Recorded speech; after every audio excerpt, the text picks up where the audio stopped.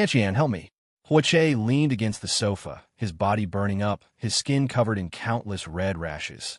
His eyes were moist, his gaze feverish. His tie had long been torn off, and several buttons on his shirt had popped, making for a wretched, yet desirable sight. His tie had long been torn off, and several buttons on his shirt had popped, making for a wretched, yet desirable sight. Xian. Xiain shook off Hoche's hand, retreating a few steps as if fleeing a plague. Disgusting. Hoche's face twisted in pain. I feel awful. I'm not lying to you. Xiain glanced at the water glass on the side, the disdain in her eyes deepening. Hoche, I never thought you'd resort to such despicable methods just to possess me. You're truly wicked and vicious. Xiain gritted her teeth. If you want to give me the money, give it. If not, forget it. I'm not paid to sleep with you. With that, she turned to leave. Wait. Xiain turned her head to see Hoche holding check. Her expression softened slightly. As she came forward to take the check, Hoche refused to let go. He gazed at Xiain with deep affection. You know, I only love you. For a full 9 years, his heart had been devoted to Xiain, his love obsessive and fervent. A twisted love like yours is worthless. Xiain snatched the check away. I saved your life, and you caused the death of the man I loved most. This is what you owe me. She put away the check and left without a backward glance. Hoche collapsed weakly onto the sofa, his body burning with a discomfort so intense it felt like he would explode. Years ago, he had been in an accident while street racing. The car flipped, and he lost consciousness. It was Xiain who was passing by who dragged him out of the car. The car leaked fuel, caught fire, and was blown to smithereens. If Xiain hadn't saved him, he would have been blown to pieces along with his car. She was so beautiful, kind-hearted, and gentle when she spoke. Her grades were also excellent. Bolstered by the fact that she had saved his life, he fell in love with this bright and lovely girl. But Xiain didn't love him. Even though he helped her rise through the ranks, cleared obstacles from her path, and was always there whenever she needed help, no love was still no love. Hoche thought time could prove everything. But at their engagement party, Xiain ran away. She blamed him for Su Zizhou's death, and when the Xia family's company ran into trouble, she was convinced it was his pressure. Xiain didn't believe he loved her. Hoche had also thought about ending this one-sided love affair. But deep affection is a poison. He was unwilling to let his 9 years of a one-man show, his unforgettable obsession, go unanswered. He firmly believed that Xiain had at least a tiny bit of feeling for him. So he drugged himself, betting on that sliver of affection from Xiain. He lost spectacularly. It was time to face reality. Let himself go, and let Xiain go too. Due to the potent drug, Hoche was tormented in the hospital for half the night. This time, he was really going to let go. Afterward, Hoche didn't actively contact Xiain, nor did he check her social media. He filled his life with work. He even agreed when his family arranged a business marriage for him, meeting and having dinner with his prospective partner. His marriage partner asked him, "Second young master, are you sure you won't maintain lingering ties with Miss Xia after we're married?" Everyone in the city knew that Hoche loved Xiain. Although it was a business marriage, and past loves and flings could be overlooked, it wouldn't be acceptable after marriage. Hoche answered without hesitation, "Of course not. I have my pride." The meeting went well, and the two families quickly set a wedding date. The social circles were all abuzz, saying that the Hoche family's love-struck young master had finally been cured. Hoche just smiled when he heard it. That evening, Hoche was having dinner with his fiancée, and the atmosphere was excellent. Suddenly, his fiancée stood up, came to his side, and hooked her finger under his chin. "How about we stay out tonight?" "That's not a good idea." Hoche instinctively resisted. His fiancée's lips curled. "The wedding is already being planned. It's a sure thing. Don't tell me the young master is still saving himself for that other woman." Hoche leaned back. "I'm rather conservative and traditional. Let's wait until after we're married." "What are you doing?" The woman tried to kiss him, and Hoche quickly pushed her away. His fiancée's face darkened with displeasure. "Hoche, are you actually ready to marry me or not?" Hoche's expression wasn't good either, and his words were sharp. "If you continue to be so frivolous, then I really do have to reconsider marrying you." "Ah, you really take me for a fool." Before his fiancée could finish, Hoche's phone rang.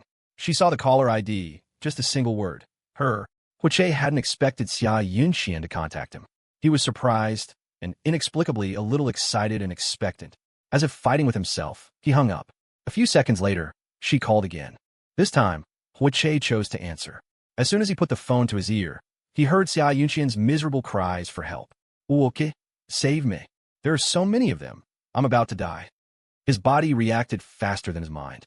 He shot up and strode quickly outside, even flinging away his fiancée when she tried to grab him. His fiancée, who had nearly fallen, was furious.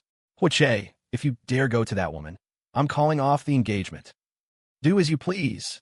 In a dark alley, in the dead of night. "Don't be afraid, don't be afraid." Hoche draped his coat over the trembling Xia Yunqian. Behind him, 7 or 8 men were lying on the ground. Some were twitching, others were motionless. Xia Yunqian struggled, trying to push Hoche away. In her panic, she slapped him across the face. Hoche didn't get angry, patiently comforting her. "Xian, it's me. I'm Hoche. I won't hurt you." Hearing the name, Hoche, Xia Yunqian froze for a moment, then threw herself into his arms. "Hoche, save me. They violated me. Make them die. Make them all die. Okay, we'll sue them. We'll sue them until they're dead." Hoche responded repeatedly, picking Xia Yunqian up. "Let's go to the hospital first. I won't let them get away with this."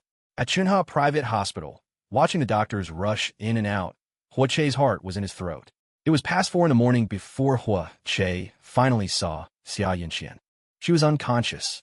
Hoche asked the attending physician about her condition. The doctor shook his head.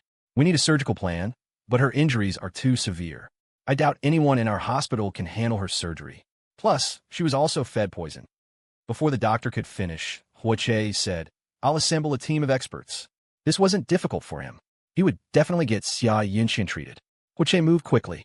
With his connections and money, he soon assembled the team of experts needed for Xia Yunqian's surgery. A top-tier medical team consulting together would surely be able to cure Xia Yunqian. In the afternoon, the medical team was in place.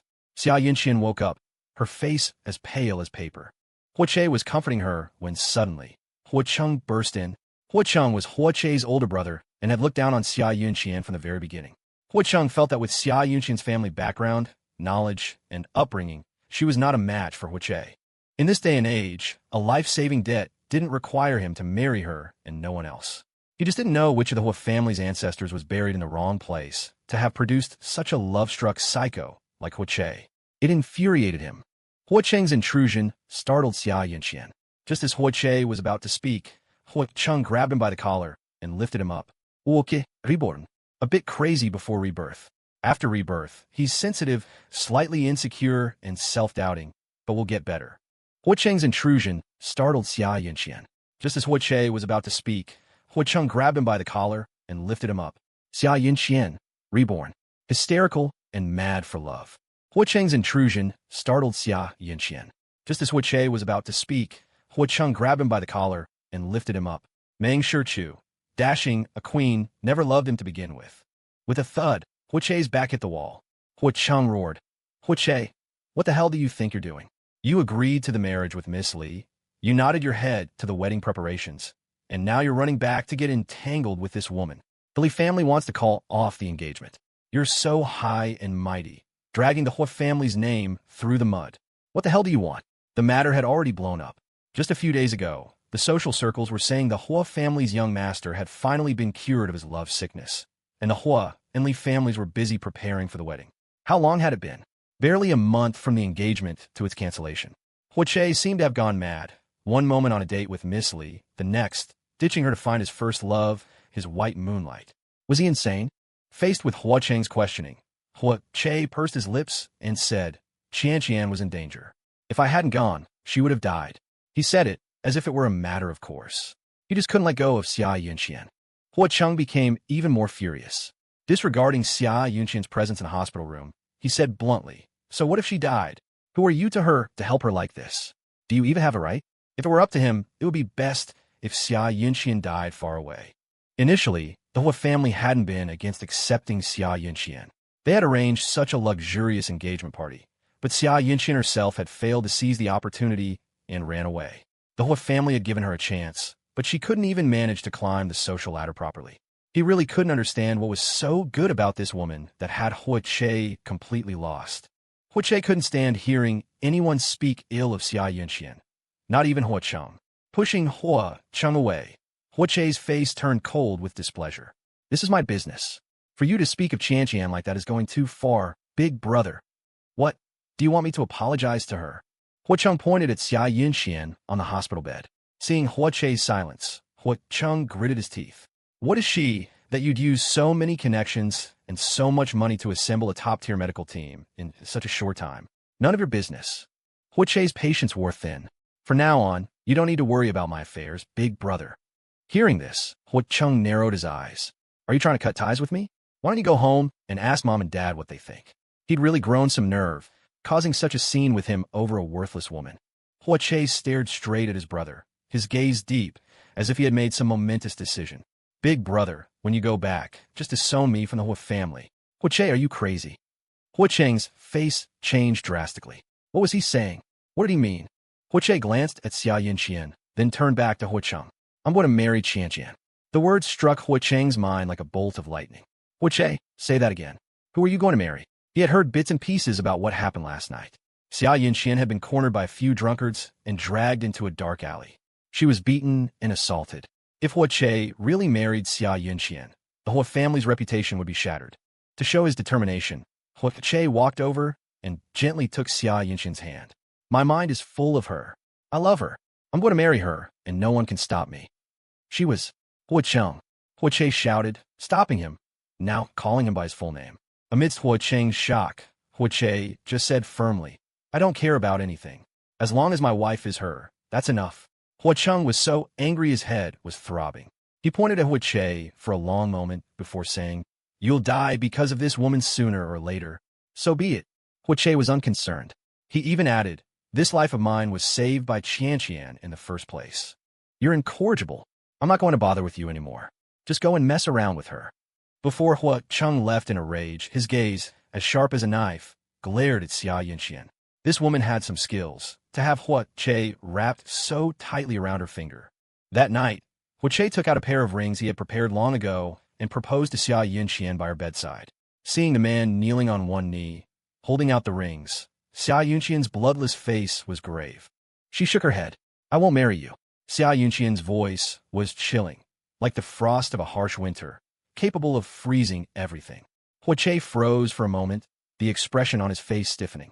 Then he forced a smile and said affectionately, Xian, don't feel burdened. I don't mind what happened to you. Besides, I've been kicked out of the Huo family, and my reputation in our circle is ruined. No one will say we're not a match anymore. You're wrong. Xian shook her head. Huo didn't understand. Then he heard her say, Even if I'm tainted, I would never be with you. In that instant, Huo felt as if he understood what it was like for a snake to have its bones ripped out.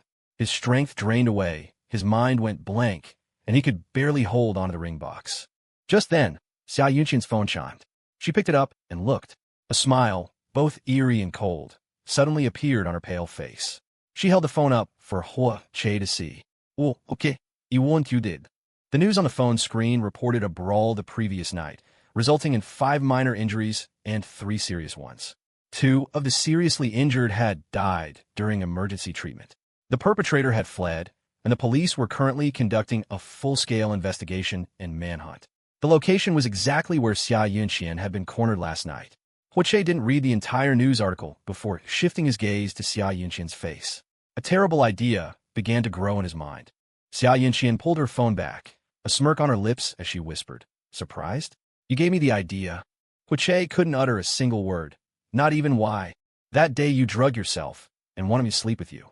If you could drug yourself, why couldn't I use myself as bait to lure you in? I knew that place wasn't safe, of course. I just gambled that you would come. And I won. Xian propped herself up and leaned closer to Huo, her voice even lower. I also know that with the Huo family's power, they could get you a lenient sentence. So, I will be the witness.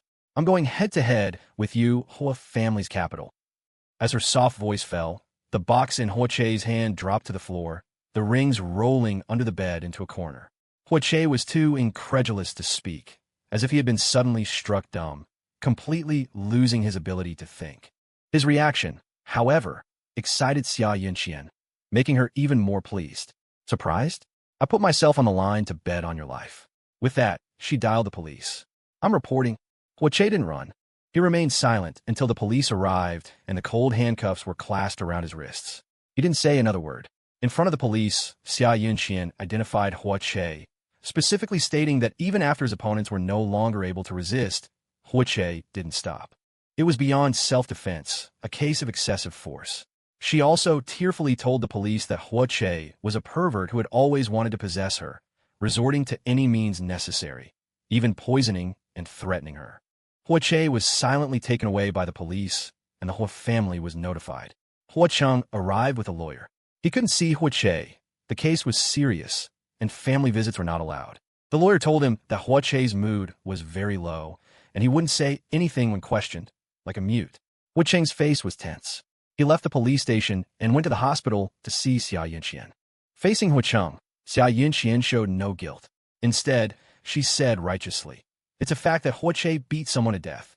What does that have to do with me?" Huacheng asked her, "If you hadn't sent out a call for help, would he have come to save you and beaten those men to death?"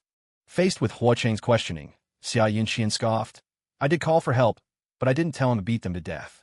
And he didn't have to come save me himself. He could have called the police or contacted my family. He was the stupid one who ran over himself and beat those men to death."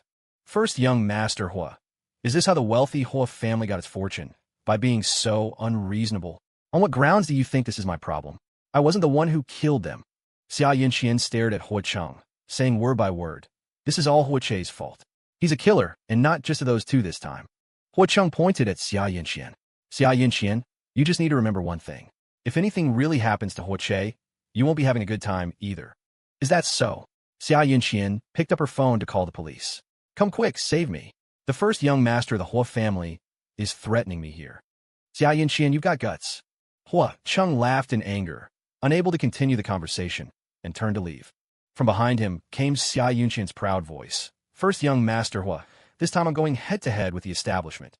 I don't believe I'll lose." The case of Hoche causing death by injury became a huge sensation, attracting attention from all circles. Public outrage surged online, with various public opinions leading to heated discussions on topics like justice against the establishment. The entire internet demanded severe punishment for Hoche. Some more emotional individuals stirred the pot, claiming Hoche must be sentenced to death to deal a heavy blow to the arrogance of the powerful. 3 months later, the case went to trial. As the defense lawyer was pleading for Hoche suddenly spoke up. "I plead guilty." He was now disgraced, had shamed his family, and was utterly disappointed in himself. Even if he got out, there would be no place for him in the capital. A stubborn and ridiculous life. If he had to die, so be it. A voice in his head screamed frantically, "Death is good. What's the point of living covered in filth? If you're dead, you won't be a bother to anyone. It's a clean slate." The lawyer was completely stunned. "Mr. Hua, why are you?" "He pleads guilty. He's a murderer. He admitted it himself. Sentence him to death, quickly." From the witness stand, Xiain pointed at Hoche, the 4-2 on the back of her hand shaking violently. The doctor beside her kept trying to calm her down, but Xiain was more agitated than the plaintiff, completely deaf to the doctor's words, just screaming for the judge to sentence Hoche to death. The judge banged the gavel, demanding order. Then, the judge began to question the defendant, Hoche. The voice that had been in his head for so long screamed with ultimate madness. Hoche's gaze finally moved from Xiain's face, and his voice, as still and lifeless as stagnant water, recounted, "I intentionally beat those men to death. It wasn't an accident. I also brought a knife. I had a knife on me. It was premeditated. Who are they to bully the woman I've set my sights on? I did indeed purchase illegal drugs. I was the one who gave them to Xiain. I wanted her heart, but I wanted her body even more. But she was too stubborn and refused. If I hadn't been caught, I would have forced myself on her." The voice in his mind laughed heartily, praising him for his words, even offering suggestions. Hoche smiled at the judge and relayed them all. "The above is all true. My intentions were clear, my methods despicable. I'm not mentally ill. I confess to everything. My crimes are heinous and unforgivable. I asked the judge to sentence me to death." With Hoche's own strong efforts, he was successfully sentenced to death. Before his execution, Hoche saw Xiain again. Just like on the day of the trial, Xiain was on a 4-drip.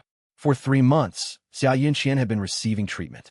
Because of the poison in her system, the surgery had been continuously postponed.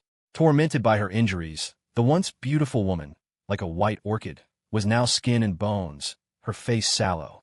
She was constantly on an 4 drip to prepare her body for surgery, her physical state already frail beyond recognition. Miss Xia, hello. Hoche spoke. His voice is hoarse as someone who had walked through a desert for a long time. He had finally changed how he addressed Xiain. The once noble young master who now had sunken eyes devoid of light. His cheeks were gaunt with stubble, and his once unruly hair had been shaved off, bearing no resemblance to his former self. In response to Hoche's greeting, Xiain smiled triumphantly. Of course I'm doing well because you're about to die. Congratulations, you've defeated the establishment. Hoche remained as placid as a forgotten well. The long silent voice in his mind told him to ignore Xiain. But then, Xiain's eyes turned sharp. Hoche, the biggest regret of my life was letting my kindness get the better of me and dragging you out of that car. You should have died in that explosion. Hoche nodded, not arguing, listening to the voice's advice to be sparse with his words to Xiain. Xiain gritted her teeth. You caused the death of the man I loved most, and you try to force your love on me. You're not just a psycho, you're a law-ignorant fool. Dying 1,000 times wouldn't be enough for you. Hoche nodded. Yes, my mistake. He no longer argued as he used to. The voice praised him for his growth. Hoche felt he had grown too. His life had turned into an absurd joke because of his own insistence. Facing Hoche's calmness, Xiain suddenly lost the strength to mock him. She stared at Hoche and finally said, if time could be turned back, I definitely wouldn't have been so nosy. With that, she put down the phone and turned to leave. Hoche was still holding the phone, watching Xiain's back, and said to the now unheard receiver, if time could be turned back, I certainly wouldn't pursue you so relentlessly either. When the bullet tore through his heart, Hoche felt his very soul being ripped to shreds. All fell silent. Even the voice that had accompanied him for so long went missing. A long stretch of fear and a moment of pain announced the end of his ridiculous life. He was quite shameless, unable to face the Hoche family, and scorned by the world. He had started with a winning hand and ended up in utter defeat. In the vast wilderness, Hoche felt himself become light. Oh, he became a spirit. Below lay his body. Unexpectedly, the Hoche family collected his ashes and held a low-key funeral. His soul was drawn along, constantly circling around the Hoche family members. It was probably due to his guilt towards his family. The ancients said that if the deceased have lingering attachments, their souls will not disperse. On the 7th day after his death, a dizzying spell suddenly hit him. His vision went black, and his soul was pulled away through the air. When he reappeared, he was in the director's office at Xiain Hospital. Xiain was arguing with the director. Hoche listened for a while and understood the reason. The poison in Xiain's body was almost cleared, and she was supposed to have surgery today, but the surgery was cancelled. The reason was that the team of experts he had previously funded at great expense had been disbanded. Xiain confronted the director. On what grounds did you disband the expert team? What about my surgery? The director said, the expert team was established by Mr. Hoche. After Mr. Hoche passed away, no one continued the payments, so the team naturally disbanded. Hoche, it's always Hoche. He's still causing trouble for me, even after he's dead. Xiain was furious, ordering the director, I won't allow it. You get those people back for me. Floating in the air, Hoche looked at the hysterical Xiain. Perhaps because he was a soul now, he no longer had any excess emotions. No sadness, no heartache, no deep affection. Even in the past few days circling the Hoche family, the guilt had also faded away. Perhaps souls simply have no feelings, just drifting numbly. The director glanced at Xiain. If you want to reassemble the expert team, you'll first need to prepare over 50 million in funds. Those doctors were all titans in their fields, each with top-tier skills and status. If it weren't for Hoche throwing money around, how could they possibly have provided a joint consultation for a minor figure like Xiain? Hearing the number 50 million, Xiain's face changed. This is what Hoche owes me. The director impatiently cut off Xiain's argument, saying bluntly, Hoche has already gone to hell. If he owes you anything, go find him in hell and ask him to repay you. You currently owe the hospital over 3 million. If you don't pay up soon, all medication and treatment will be stopped. You dare. Xiain was frantic. This is a hospital. If you dare to kick me out, I'll expose you. Miss Xia, get it straight. This is a private hospital. Saving lives is our duty, but we also need to make a profit. We are not a charity. The director's patience ran out, and he had his assistant show Xiain the door. That day, Xiain's medication was stopped, and her surgery was put on hold. Xiain didn't want to die, so she went to the Hoche family mansion to cause a scene. Hoche followed Xiain to the Hoche estate, watching her arrogantly shout, "Hoche promised he would cure me. Your Hoche family is breaking its promise. You can't do this to me. Hoche will not rest in peace. You must call those experts back to operate on me. If I die, Hoche will hate you from beyond the grave." "Ah, what are you doing?" The Hoche family servants splashed a bucket of murky, foul-smelling water on Xiain and threw her out. "Our young master loved an ungrateful wretch. She set herself up to be violated, and then testified for the villains. With all your scheming, how did our young master ever wrong you? Get lost, you bring bad luck." Driven out, Xiain did not leave. She waited until the afternoon for the first young master of the Hoche family to come home. When Hoche appeared, Hoche immediately floated over, even though he knew Hoche couldn't see him. Xiain blocked Hoche's path and questioned him. "The expert team was established by Hoche for me. On what grounds did you disband it? I saved Hoche's life. Your Hoche family owes me. You should use the best doctors and the best medicine to cure me." Hoche floated behind Hoche, looking at the woman opposite him. He slapped himself. "Ha, it didn't hurt." The first young master's eyes were as cold as knives, his voice cool as he answered Xiain. "You saved Hoche's life, but didn't you also take it?" This did not silence Xiain. Instead, she said viciously, "He's dead, but your Hoche family isn't wiped out yet. You should also." Smack! Hoche slapped Xiain across the face without hesitation. As Xiain stood there stunned, Hoche's cold voice rang out. "Let's not even talk about how much money Hoche spent on you before, which was more than enough to repay your life-saving debt. Just the fact that you deliberately schemed to be cornered and Hoche accidentally killed someone while trying to save you. He loved you so much, he formed a medical team for you. He even wanted to marry you. He threw everything away without a second thought. And what did you do?" She actually went and testified that Hoche was a murderer. That idiot Hoche actually confessed. Xiain held her face, staring at Hoche in utter shock. It's a fact that he killed someone. Shouldn't he bear the responsibility? He has already borne the responsibility. Hoche's expression was grim. "You saved Hoche's life, and he lost his for you. You still want to use that debt to extort us? Go to hell and find Hoche. I, Hoche, don't owe you anything, and the Hoche family owed her even less." As Hoche was about to leave, Xiain lunged again, grabbing his pant leg. "You can't go. Call the doctors back. I can't die. Get off." Hoche didn't hold back, kicking her away. "Xiain, do you really think you defeated the establishment?" She had only defeated Hoche, who had loved her to the bone. Confessing was just Hoche's way of letting her go, and a self-punishment for his own deep disappointment. Before entering the house, Hoche added, "You wanted Hoche dead, so now I'll just watch and see how you manage to live without him." Hoche wanted to follow Hoche inside. That was his older brother. He felt he should follow him. But as soon as he entered, he was pulled out by an invisible force. He could only float beside Xiain. Unable to leave, Hoche wasn't annoyed or agitated. He was just incredibly bored, tumbling and spinning in the air. He tried several times to summon the voice that had kept him company, but to no avail. Maybe it had gone to accompany someone else. As for Xiain, ignored by Hoche, she lay prostrate on the ground, tears streaming down her face. For the next month or so, Hoche could only stay by Xiain's side. He wasn't in a bad mood, nor did he feel tired or hungry. Xiain's days, however, were very difficult. She had no money and had cut off contact with her family. She sought medical help everywhere to no avail, and her body grew weaker and weaker. A fine rain had been falling for several days, never heavy, but never stopping. Xiain dragged her sick body through the rain, stumbling to a cemetery, and stopped before a gravestone. Hoche glanced at it. It was Su Zizhou's tombstone, the man Xiain loved most. Hoche circled Su Zizhou's grave, even calling out a couple of times. No response. How strange. Why wasn't Su Zizhou's spirit here? Had too much time passed, and Su Zizhou had already been reincarnated? Or were spirits invisible to each other? Or would he be able to disappear? Tumbling and spinning in the air, every day felt like being a bit alive while dead. It was too boring.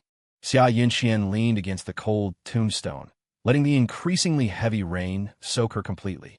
She reached out to stroke the wet gravestone, her eyes blurry with tears. "Zizhou, I've avenged you. Okay, he's dead. You can rest in peace. But Zizhou, I'm not going to live either. I saved Hoche's life, but the Hoche family is ungrateful and wants me to die. They are all so evil. Capitalists are all disgusting, bad people. Xiain lamented, wiping the raindrops from her phone screen and opening an app. Online, people were still praising her, calling her the clear-headed heroine who defeated the establishment. Yes, she had defeated the establishment, gotten rid of Hoche, and avenged Suzhou. If it weren't for her, the whole family would have surely bailed Hoche out and sent him abroad, and he would have returned a few years later as successful as ever. She had done something ordinary people could never achieve in their lifetime. That was the young master of the whole family, and because of her persistence, he was executed by firing squad. But why, after she had defeated the establishment, did she still have to die? Why didn't those people who praised her as the goddess who fought the establishment save her? This was all Hoche's fault. If she hadn't met Hoche, if Hoche hadn't kept pestering her, she wouldn't have ended up in this state, and the Suzhou she loved wouldn't have died. It was all Hoche's fault. If there was a next life, she would prevent herself from ever knowing Hoche, right from the very beginning. Xiain slowly lowered her head, her voice a murmur. Suzhou, I don't want to die. Knock, knock, knock. The continuous knocking woke Hoche up. When he opened his eyes, everything in his vision was blurry, but the numbness in his arm for being pressed on for too long was strangely distinct. A very strange feeling. He touched his face. The warm sensation seemed to declare that he was still alive. Was that just a nightmare he had experienced? The dream was terrifyingly real. Even the sharp pain and suffocation of the bullet tearing through his heart was so clear. Recalling it, Hoche felt a dull ache throbbing in his chest. It seemed that it wasn't a dream at all, but something he had personally experienced. A moth to a flame pursuit and a pathetic curtain call. In the end, he became a spirit and saw Xiain breathe her last, leaning against Suzhou's tombstone, full of unwillingness. She kept saying to the tombstone that she didn't want to die. Unfortunately, Suzhou couldn't come back to life to save her. And until her death, Xiain insisted it was all his fault. In a dream, as a spirit, he felt no emotion. But thinking back on it now, it was as if his heart had been pierced by bullets countless times over. Knock, knock, knock. The knocking continued, and then the door was pushed open and his assistant rushed in. Seeing that Hoche was all right, Yemo let out a sigh of relief. Sorry, second young master. You weren't responding. I thought something had happened to you. Hoche pulled himself back to the present, his throat making a dry sound. What is it? Yemo said. Miss Xia has been brought back. Yemo's expression was a little conflicted. He paused for a moment before adding. On the way back, Miss Xia kept saying she came from the future and that you would be the death of her. It seems Miss Xia has run into something unclean. At that moment, Hoche was certain of one thing. He had been reborn, back to the day after his engagement to Xiain. Of course, at the grand engagement party yesterday, Xiain had run away, making him the laughingstock of the city. In his previous life, he had sent people to find Xiain, and they had a huge fight and then a cold war for half a month. Later, it was Xiain who came to him to make peace. But Xiain's so-called peace offering wasn't about dating him, let alone getting engaged and married. She just gave him a bouquet of flowers and said she was sorry, and he thought he could still move her heart.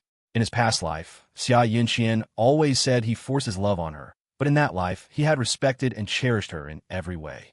After pursuing her for 8 years, he had never even touched her lips, because she was unwilling, and yet he stubbornly wanted her to be with him willingly.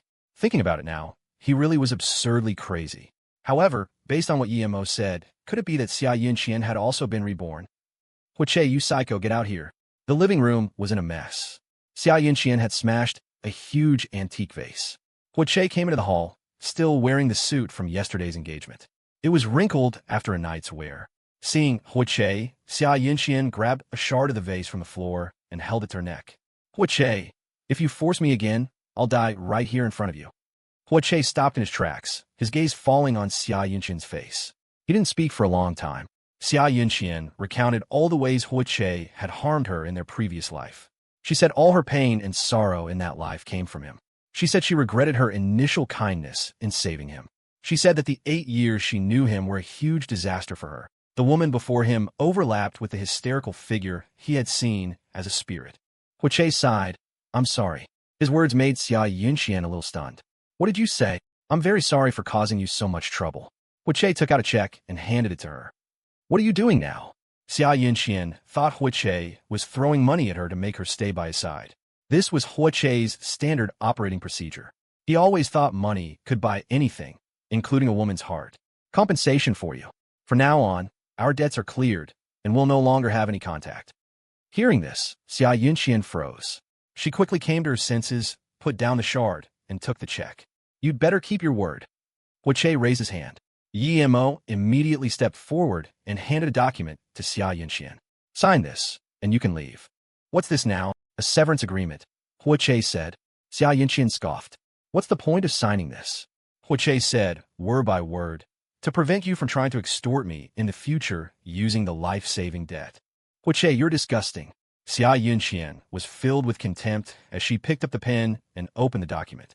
Just as she was about to sign, she heard Hoche remind her, read it carefully. If there are no problems, right, I have read the above carefully, and all statements are true and correct at the end, then sign and press your thumbprint. Xiain looked at Hoche in astonishment, only to find his eyes indifferent and his face expressionless. She moved her lips and asked, are you sure that once I sign this, you'll never bother me again? You ran away from the engagement yesterday. My reputation is in tatters. Now you're threatening to kill yourself. How would I dare to bother you in the slightest? Hoche's voice was flat, tinged with an undeniable weariness. Then why did you send so many people to catch me? Xiain was extremely displeased, questioning him arrogantly. Hoche said, to ask you to come back and sign this contract, so we can make a clean break. Fine, that's great. Suits me perfectly. Xiain didn't dawdle. She carefully read the entire document. It was indeed all factual. After signing, Xiain asked, can I go now? Take a copy of the document with you. Xiain was about to leave, but suddenly turned back to look at Hoche. She narrowed her eyes and asked, you've been reborn too, haven't you? The Hoche of her past life was not this easy to talk to. He wouldn't let her go even in death. Hoche didn't answer, turning to go upstairs. Yimo, see our guest out. The news was all about the bride running away from the Hua family's engagement party. Hoche had become the biggest joke in the capital. He opened his phone. It was flooded with calls. Most were from his family, with some from friends and business partners. He didn't know if they were calling to console him or to laugh at him. He opened WeChat. There were countless messages. It was a disaster. Hocheng, where the hell are you? Hocheng, I'm giving you 1 hour to get your ass back here. Hocheng, I hear you had that woman caught and brought back again. Are you determined to die for her? Hocheng, stop playing dead. If you're not home by dark, I'll send people to get you. Mingjian, get back here, see if I don't beat you to death. Lu Hui, son, don't associate with that woman anymore. She's really not right for you. She doesn't love you at all. You can't force a melon to be sweet. Besides his family, there were also messages from his good friends. Duan Xiao, dude, this is just sad. So many women dream of marrying you, and only that Xiain is so ungrateful. If you don't give up now, I'm going to have to cut ties with you. You're cheapening yourself. Lu Jing, brother, there are women who are your equals all over the place. If you can't crack that nut, just stop. This whole mess is just pathetic. Sheng Yuxiu, the earth won't stop spinning if someone leaves it, and you won't die without Xiain. Can't you just wake up? If you can't, I might really have to punch you. Seeing Sheng Yuxiu's message, Hoche was suddenly filled with a mix of emotions. In his previous life, Sheng Yuxiu had indeed punched him, but it didn't wake him up, and they even ended their friendship. After he became a spirit, although Sheng Yuxiu didn't attend his funeral, his soul saw him place flowers on his grave and then curse at the tombstone for half an hour. At that time, he was a soul and didn't have much emotional reaction. Thinking about it now, a dense sense of guilt grew within him. For Xiain, he had gradually drifted away from all these friends. But after he died, they had all shown up at his low-key funeral. Of course, only Sheng Yuxiu had cursed at him. Hoche opened the 4-person group chat. It was quiet. He typed and sent, let's go drinking at the old spot tonight. Sheng Yuxiu, are you going to get drunk and cry on our shoulders? Duan Xiao, will you cry and blow snot bubbles? Lu Jing, after you cry, can we please be done with that woman? Hoche, okay. Lu Jing, wait, has your account been hacked? Duan Xiao, this is definitely not our young master. He wouldn't be this decisive. Sheng Yuxiu at Hoche, seriously? Hoche, for real. The severance agreement is signed. 7 o'clock at night, at the left bank of Xiaozhou. The bar was at its liveliest, bustling with people. Sheng Yuxiu had booked a private room, but Hoche insisted on staying in the main hall, saying it was more lively. You sure about this? It won't look good if you start crying later, Lu Jing reminded him. Hoche elbowed him in the arm. Who am I? Would I cry? Lu Jing laughed. Right. The great young master who wouldn't cry in public. Duan Xiao added, he'll cry in secret. Hoche scoffed and took out his phone. In front of them, He deleted everything related to Xiain, completely clean. Then he posted on his social media, "I'm a dog if I ever look back." It was quite childish. But the other three immediately took out their phones to like and comment, all with the same reply. Screenshot taken. Cherish this. The four of them sat at a table in the noisy hall. Acquaintances would occasionally come up to toast them, and sometimes nightclub girls would try to strike up a conversation. To say Hoche was in a good mood would be a lie. He drank the most, becoming tipsy but not drunk. He slung an arm around Cheng Yuxio's shoulder. "Shou, believe it or not, if I died, you would cry." Duan Xiao and Lu Jing burst out laughing, saying Hoche was just setting the stage for his own crying fit later. Cheng Yuxio disgustedly pushed Hoche's hand away, offering 2 words, "Psycho." Why would he cry? What was there to cry about? Hoche smiled and stood up. "I'm happy today. Let's go dance." The 3 of them couldn't hold him back. To prevent the young master from causing another embarrassing scene, they all accompanied him.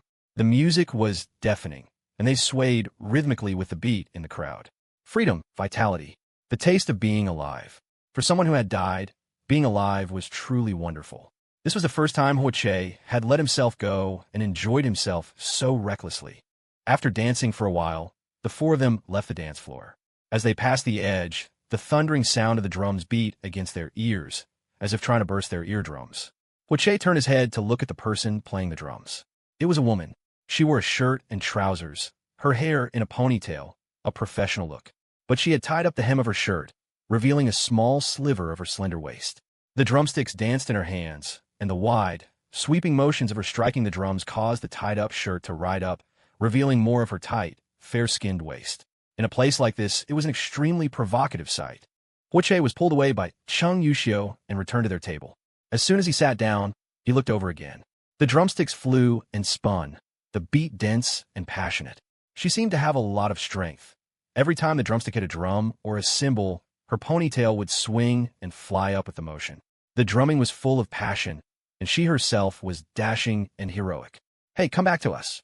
Lu Jing's hand waved in front of Hoche's eyes. Duan Xiao also said, "How are your eyes so sharp? How did you manage to find someone else to stare at?" "She's very good," Hoche said, picking up his glass and taking another gulp. "Do you know who she is?" Duan Xiao asked, then immediately answered, "The illegitimate daughter the Pei family took back 3 months ago." Lu Jing added, "The wedding is next week." Her birth was not honorable, and she had lived outside for a long time. Even after being acknowledged, she was destined to be a marginal figure. If she were truly favored, the Pei family wouldn't let her come to a place like this to entertain the public. This was an entertainment city. What kind of young lady would dress like that and play the drums as an accompaniment? She would be mocked and gossiped about by other young ladies. And she hadn't even changed her surname after returning to the Pei family. Most importantly, she was getting married. A girl like this had trouble written all over her. Hoche nodded. "I know. Are you kidding? Besides a certain Miss Xia, do you even know any other women?" Lu Jing was incredulous. Hoche said, "Mang Shu, right? The one the He family is so publicly trying to marry." Duan Xiao was shocked. "You actually know? What's so strange?" Cheng Yuxio spoke up. "The Pei and He families are among the 4 great families. Now that they're forming a marriage alliance, the landscape of these 4 great families is about to change. It's not unreasonable for our young master to know." After saying this, he looked at Duan Xiao with a half-smile. "Doesn't your Duan family feel a sense of crisis?" Duan Xiao rolled his eyes. "So what should I do?" "Go and form a marriage alliance with the Hua family to solidify our position among the 4 great families." Hua, Pei, Duan, He. These are the current 4 great families of the capital. With the Pei He marriage, the Hua and Duan families indeed felt a sense of crisis. As they were discussing this, Hoche, holding his wine glass, mumbled, "This marriage won't happen." Right now, everyone looked down on the Pei family's illegitimate daughter, Mang Shu. The upper-class circles ostracized, mocked, and gossiped about her. But who would have thought that in a few years, she would become a legend in the capital? A very capable woman with skills, methods, and a staggering background. In his previous life, he had collaborated with Mang Shu on a project, and the process had been pleasant. However, Mang Shu's marriages were very unsuccessful. Her marriage alliance with the He family fell apart on the wedding day. Half a year later, she had a flash marriage, which ended after only a year because her partner cheated. The cheating man ended up in the hospital for 6 months. "What did you just say?" Lu Jing had heard him mumble, and the other 2 hadn't heard clearly either. They all looked at Hoche. Nothing. We'll go join the fun when the time comes, Hoche said, shaking his head. Forget it. None of that had anything to do with him. In this life, he'd better focus on making money and building his career. He didn't understand women. He'd find a wife from a well-matched family, settle down with a business marriage, and be done with it. After a while, Hoche found it too noisy and clamored to go to the private room. Lu Jing laughed at him, saying he was getting ready to cry. The four of them laughingly left their table and headed to the private room. As they passed through a corridor, they ran into that lady from the Pei family again. Mang Shu was blocked by a man with a nightclub girl on his arm, who was harassing her. The man sized her up lecherously and said frivolously, "You play the drums with a lot of energy. Come play with me for a while. I'll give you 5 times what you make playing the drums. Move." Mang Shu's voice was calm. She wasn't flustered or timid, nor did she retreat half a step. The man raised an eyebrow and asked with a smile, "Are you this cold in bed too? Your mouth is too filthy." Mang Shu's voice turned cold. She glanced back over her shoulder. When she looked forward again, she found 4 men beside her. The tipsy young man at the front gave the harassing man a shove and said, "Can't you see she's not interested? Are you blind?" The man recognized Hoche and his friends, and his face turned pale. A misunderstanding. I was just teasing her. I didn't mean to hurt her. Is the young lady of the Pei family someone you can just tease?" Cheng Yuxiu's voice was cold, his question making the man break out in a cold sweat. Lu Jing smiled. "You said such filthy things, and you call that not hurting her? Do you need to be stabbed a couple of times for it to count?" Duan Xiao was even more direct, taking out his phone. "I know the first young master of the Pei family. I'll ask him if it's okay to tease his sister like this." The man was so scared he was drenched in a cold sweat. He dropped to his knees, but before he could even beg for mercy, a hand suddenly grabbed his collar and dragged him away. He wanted to shout, but the next second his mouth was covered. He couldn't beg for mercy at all. Hoche looked at Mang Shu. The other 3 were also dumbfounded. Mang Shu just nodded at them with a calm expression, said, "Thank you," and left. "Wow, she's so cool," Duan Xiao couldn't help but exclaim. Lu Jing also nodded in agreement. "That aura, she's like a queen, full of life when playing the drums, cold and stunning when quiet." She was indeed very unusual. The 4 of them partied in the private room until midnight before dispersing. The only regret was that the young master hadn't cried. Even when he was drunk, he didn't mention Miss Xiao once. Instead, he was planning how to open up new business markets and how to enjoy life. That woman was no longer in his plans. Cheng Yuxiu deliberately brought up Xiain. As soon as he said her name, Hoche frowned and cut him off. "Don't mention her." "Will you cry if I do?" Cheng Yuxiu asked. The young master didn't cry, but he did slap himself and curse himself. "I'm such an idiot." The other 3 exchanged glances. It seemed the young master had really thought things through this time. That was great. As the young master's friends, they finally wouldn't have to facepalm in exasperation whenever someone brought up this terminal case of lovesickness. In the end, Hoche was so drunk he fell into a deep sleep and was carried back to the Hoche family mansion by the 3 of them. Huocheng received them with a stern face. Even facing Lu Jing and Cheng Yuxiu, he couldn't manage a better expression. "Thank you all." Duan Xiao nudged Lu Jing, who then nudged Cheng Yuxiu. "Say a word for the young master." The Duan family was also one of the 4 great families, but Lu Jing and Cheng Yuxiu were different. They were from century-old, prestigious families, rarely seen in public and not of an ordinary class. Their words carried more weight. Cheng Yuxiu cleared his throat and said, "Hoche has made a clean break with Miss Xia. CEO, please be a little lenient with his punishment." Huocheng sighed and invited the 3 to stay for tea. They declined, saying it was too late, and left together.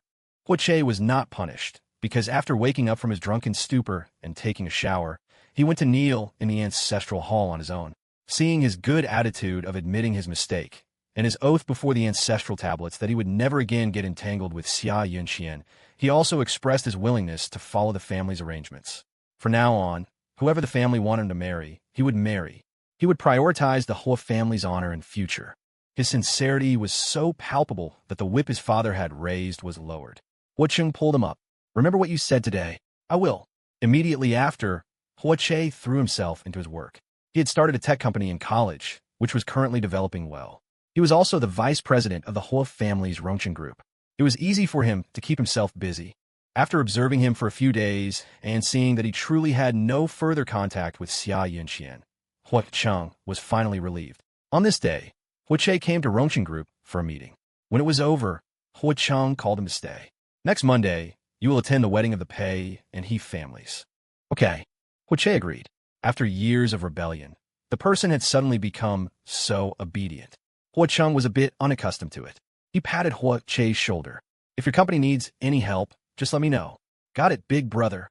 Hoche smiled and waved. I'm heading back to my company. In his previous life, Huo had also asked him to attend Mang Shu and He Xingyi's wedding because he was away on a business trip. He had originally agreed, but the day before, he ran into Xiain on a date with Su Zizhou. He kicked Su Zizhou and then had a huge fight with Xiain. After they parted on bad terms, he went to get drunk and overslept, missing the wedding. Although that wedding didn't happen anyway, the fact that no one from the Hua family attended the Pei and He wedding caused quite a stir, and Hoche received a whipping at home. This time, he was determined to go and see for himself that grand wedding that would cause the He family to fade from the four great families. On a weekend afternoon, Hoche received a call from Duan Xiao. Come out and play. Hoche directly refused. Not going. Duan Xiao was puzzled. Why not?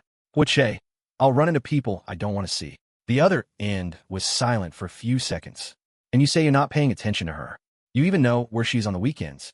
If there's nothing else, I'm hanging up. Wait, Duan Xiao stopped him. Let's change the place. You pick. This time, Hoche didn't refuse. Staying at home was indeed boring. 40 minutes later, Hoche and Duan Xiao arrived at a mountaintop farmhouse in the southern part of the city. Just as they got out of the car, they saw Xiain and Su Zizhou walking out from there.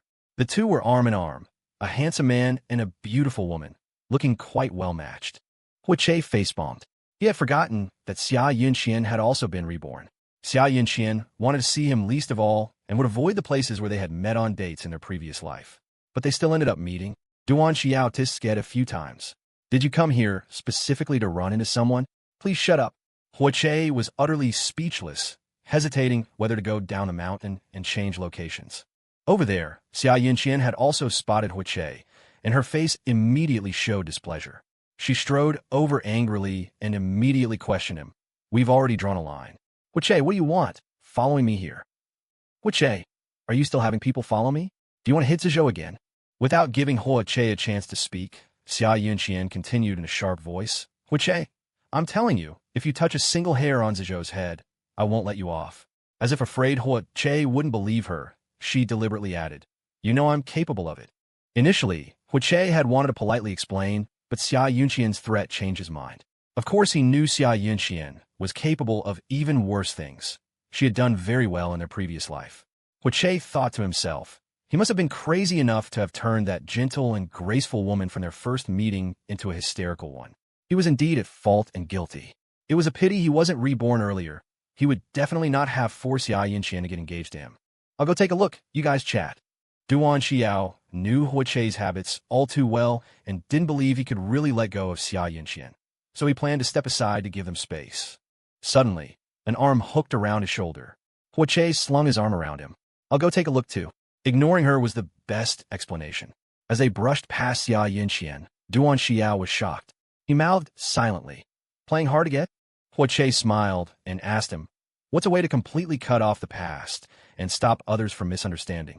He asked loud enough for Xiain to hear. She also heard Duan Xiao's reply. It's simple. Find a well-matched partner and get married. Once you have a new family, you'll naturally be completely cut off from the past. Makes sense. Hoche thought of how the Hua family had arranged for him to prepare for a wedding with Miss Li in his previous life. It was just a pity his brain was waterlogged, and he was still lured away by Xiain. Duan Xiao again. If you ask me, you need to find a fierce and strong partner. No offense, but a gentle, delicate, and well-read girl can't control you. Hoche nodded. That makes a lot of sense. Hoche immediately took out his phone and called Huo. The first thing he said was, Brother, I want to get married. Arrange a business marriage for me. The girl needs to be a bit fierce, preferably one who knows how to fight. I need to be managed. Huo was silent on the other end for a few seconds. Are you sick? He hung up. Duan Xiao burst out laughing.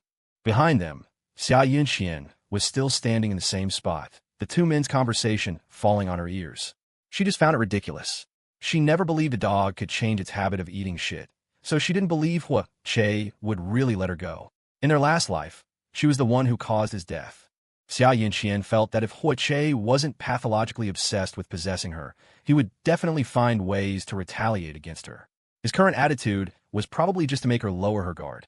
Either he had changed his strategy for pursuing her, or he had dug a pit somewhere, waiting for her to jump in. Just like how he had set a trap for himself in their previous life. Countless possibilities flashed through Xiain's mind, and her heart grew heavy with suspense. She turned to walk back, only to see Hoche and Duan Xiao walking toward Suzhou. Xiain's heart leaped in alarm. In their previous life, on this very day, Hoche had seen her on a date with Suzhou and, in a fit of rage, had beaten him, breaking one of Suzhou's ribs and fracturing another. Okay, don't you dare touch Zhou. Xiain ran forward, shouting at Suzhou who was waiting for her. Zhou, run. At this moment, Xiain wished she could grow a pair of wings and fly to Suzhou's side. She ran and shouted, Hoche, stop. Don't you dare go near Zhou. Shouting, threatening, cursing.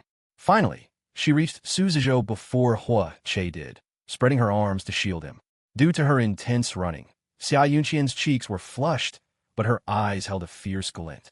She said to the approaching Hoche, I won't let you hurt Zhou.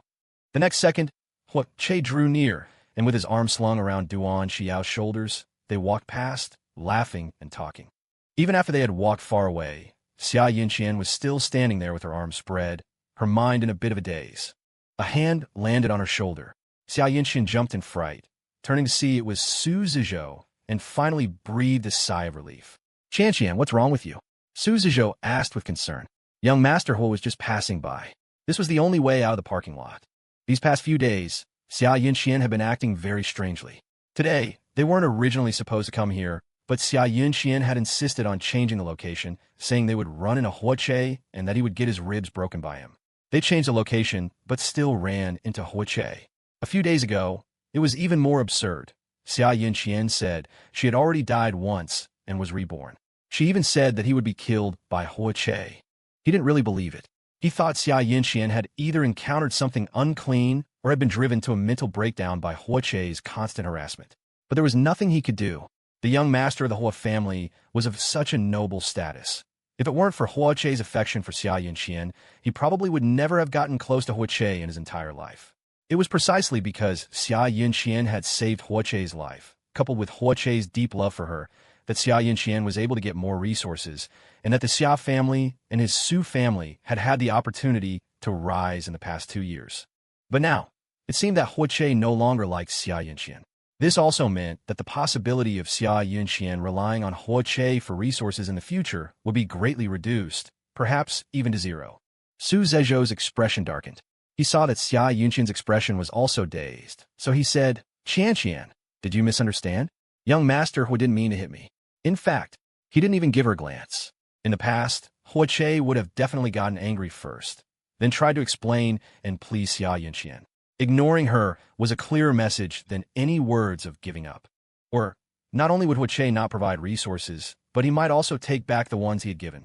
What would happen to the Xia and Su family companies then? This thought made Suzhou's expression even more serious. He asked Xiain, you just misunderstood that young Master Ho was going to hit me. Do you think that might have made him uncomfortable? Whatever. Xiain was unconcerned. Don't worry, Zhou, I won't let him hurt you. That's not what I mean. You are the one I love most. Now that I've completely gotten rid of Hoche's pestering, when are you going to the Xia family to propose? Xiain changed the subject, not paying any mind to Hoche.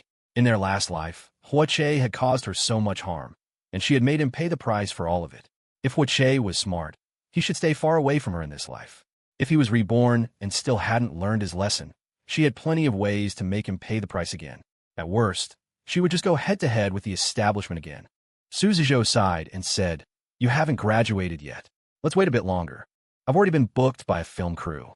If you don't propose soon, once I'm fully in the entertainment industry, the fans won't be happy about me dating and getting married. Xiain said urgently. In her last life, she had become a breakout star with one drama, but later retired from the industry after Suzhou was killed by Hoche, becoming a regret in the entertainment world. It was precisely because she had a huge fan base that she was so successful in taking on the Hoche family later. Being reborn, she naturally wanted to live a powerful life. She still wanted to enter the entertainment industry. On the other side, Hoche and Duan Xiao had already walked far away. Duan Xiao asked Hoche curiously, "Were you just saying that to make her feel a sense of crisis, or were you serious?" "I already called my brother. What do you think?" Duan Xiao rubbed his nose. "I admit, I had a deep-seated stereotype of you before." "Hoche, what do you mean?" Duan Xiao, "I thought you were playing a game of being distant and playing hard to get." "Hoche, do I look like I have that much free time?" Duan Xiao chuckled. "I even thought you saying you wanted to get married was also to deliberately provoke a certain Miss Xia. I'm really at a loss with you." Hoche was utterly speechless. "If I continue to be entangled with her, you guys will gradually cut ties with me." This was a fact. In his past life, his mind was broken and his values were skewed. His friends couldn't stand it. Besides Cheng Yuxiu, who cut ties with him, Duan Xiao and Lu Jing also gradually reduced their contact with him. After all, having a friend like him was quite embarrassing. Not to mention, Cheng Yuxiu and Lu Jing were from deeply rooted, century-old, prestigious families, and they most disdained his kind of to-die-for, love-obsessed, and coercive behavior. Duan Xiao chuckled without answering. Hoche and Xia Yunqian's engagement, where she ran away, was indeed quite embarrassing. If Hoche didn't wake up after that and still delusionally wanted to be with Xia Yunqian, it would be lowering himself to an unacceptable level, truly a loss of dignity and grace, and indeed not suitable for deep friendship. So-called friends must have compatible values, shared interests, and consistent inner depth to become friends. Suddenly, Duan Xiao pointed ahead. "Xiao Yunxiu is here too. Let's go say hi." Xiao Yunxiu was from a prestigious family in the capital. He was always low-key and reserved. Although he had entered the business world, he never frequented entertainment venues and never had any scandals. Xiao Yunxiu was a role model for many scions of wealthy families. CEO Xiao, what a coincidence. Xiao Yunxiu, who was grilling meat, turned around and saw the approaching Hoche and Duan Xiao. He smiled in response. "Good afternoon, you two young masters." At this moment, a woman sitting on a chair next to him, sketching in a sketchbook, turned her head to look. But she only glanced at them before continuing with her sketching. And on the flat ground in the distance, another woman was flying a kite. The kite was already flying very high, and her laughter could be heard from time to time. Hoche asked with a smile, "It's rare to see CEO Xiao out having fun." "It's not that strange. I'm with my fiancé and a friend." Xiao Yunxiu glanced at the woman who was drawing and introduced them to Hoche and his friend, "My friend and business partner, Mang Shu. You two have probably heard her name." "We've even met," Duan Xiao said. "Good afternoon, Miss Meng." Mang Shu turned her head and nodded politely. "Good afternoon to you two as well." A simple greeting, polite yet distant, and then she continued to draw. She was drawing the woman flying the kite in the distance.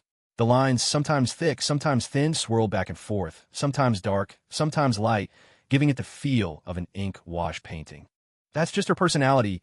Please don't mind her," Xiao Yunxiu said, then pointed to the woman flying the kite. "My fiancé, Gusheng." Hoche said, "CEO Xiao is very fortunate." A smile touched the corners of Xiao Yunxiu's eyes. He was in a good mood. "If you two don't have other friends, would you like to join us for a barbecue? Won't we be intruding?" Hoche felt it might not be appropriate. Xiao Yunxiu said, "I'm short-handed, and I can't have the girls do the work. If you two young masters are willing to stoop and don't mind, I would warmly welcome you." This was said very cleverly. Hoche and Duan Xiao were here to have fun anyway, so of course they didn't mind. With two main laborers, the food was prepared much faster. Hoche's cooking skills weren't great, but he could follow instructions, and he wasn't afraid to ask. The three men worked together happily. An hour later, the long table was laden with a sumptuous spread of food, and drinks were opened. Xiao Yunxiu called for Gusheng to come back and then asked Mang Shu, "Should we open that bottle of wine?" Mang Shu, "We can." Duan Xiao asked curiously, "Didn't we all drive here? How will we get down the mountain after drinking?" "How pitiful. Your family doesn't employ assistants," Xiao Yunxiu teased with a smile. Duan Xiao gave an awkward laugh and nudged Hoche in the back. "I have 2 bottles of red wine in my car. Should we open them and have some?" "Hoche, what are you waiting for? Go get them." Finally, they weren't just freeloading. It was a bit embarrassing. Gusheng reeled in her kite and walked back, her slightly chubby cheeks as red as apples. Beads of sweat trickled down from her temples, and she was slightly out of breath. A few strands of hair had escaped her bun and danced in the breeze, making her look as nimble as a sprite. She was a stark contrast to the drawing Mang Shu. Xiao Yunxiu handed her his handkerchief. Gusheng took it, wiped her sweat, and approached Mang Shu. "Chubao, how's the drawing?"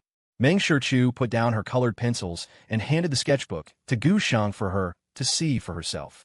Wow, it's beautiful, a masterpiece. Gu Sheng exclaimed repeatedly. You made me look so cute. A slight smile touched Mang Shu's lips. You are cute. Ooh, I have to give you a kiss.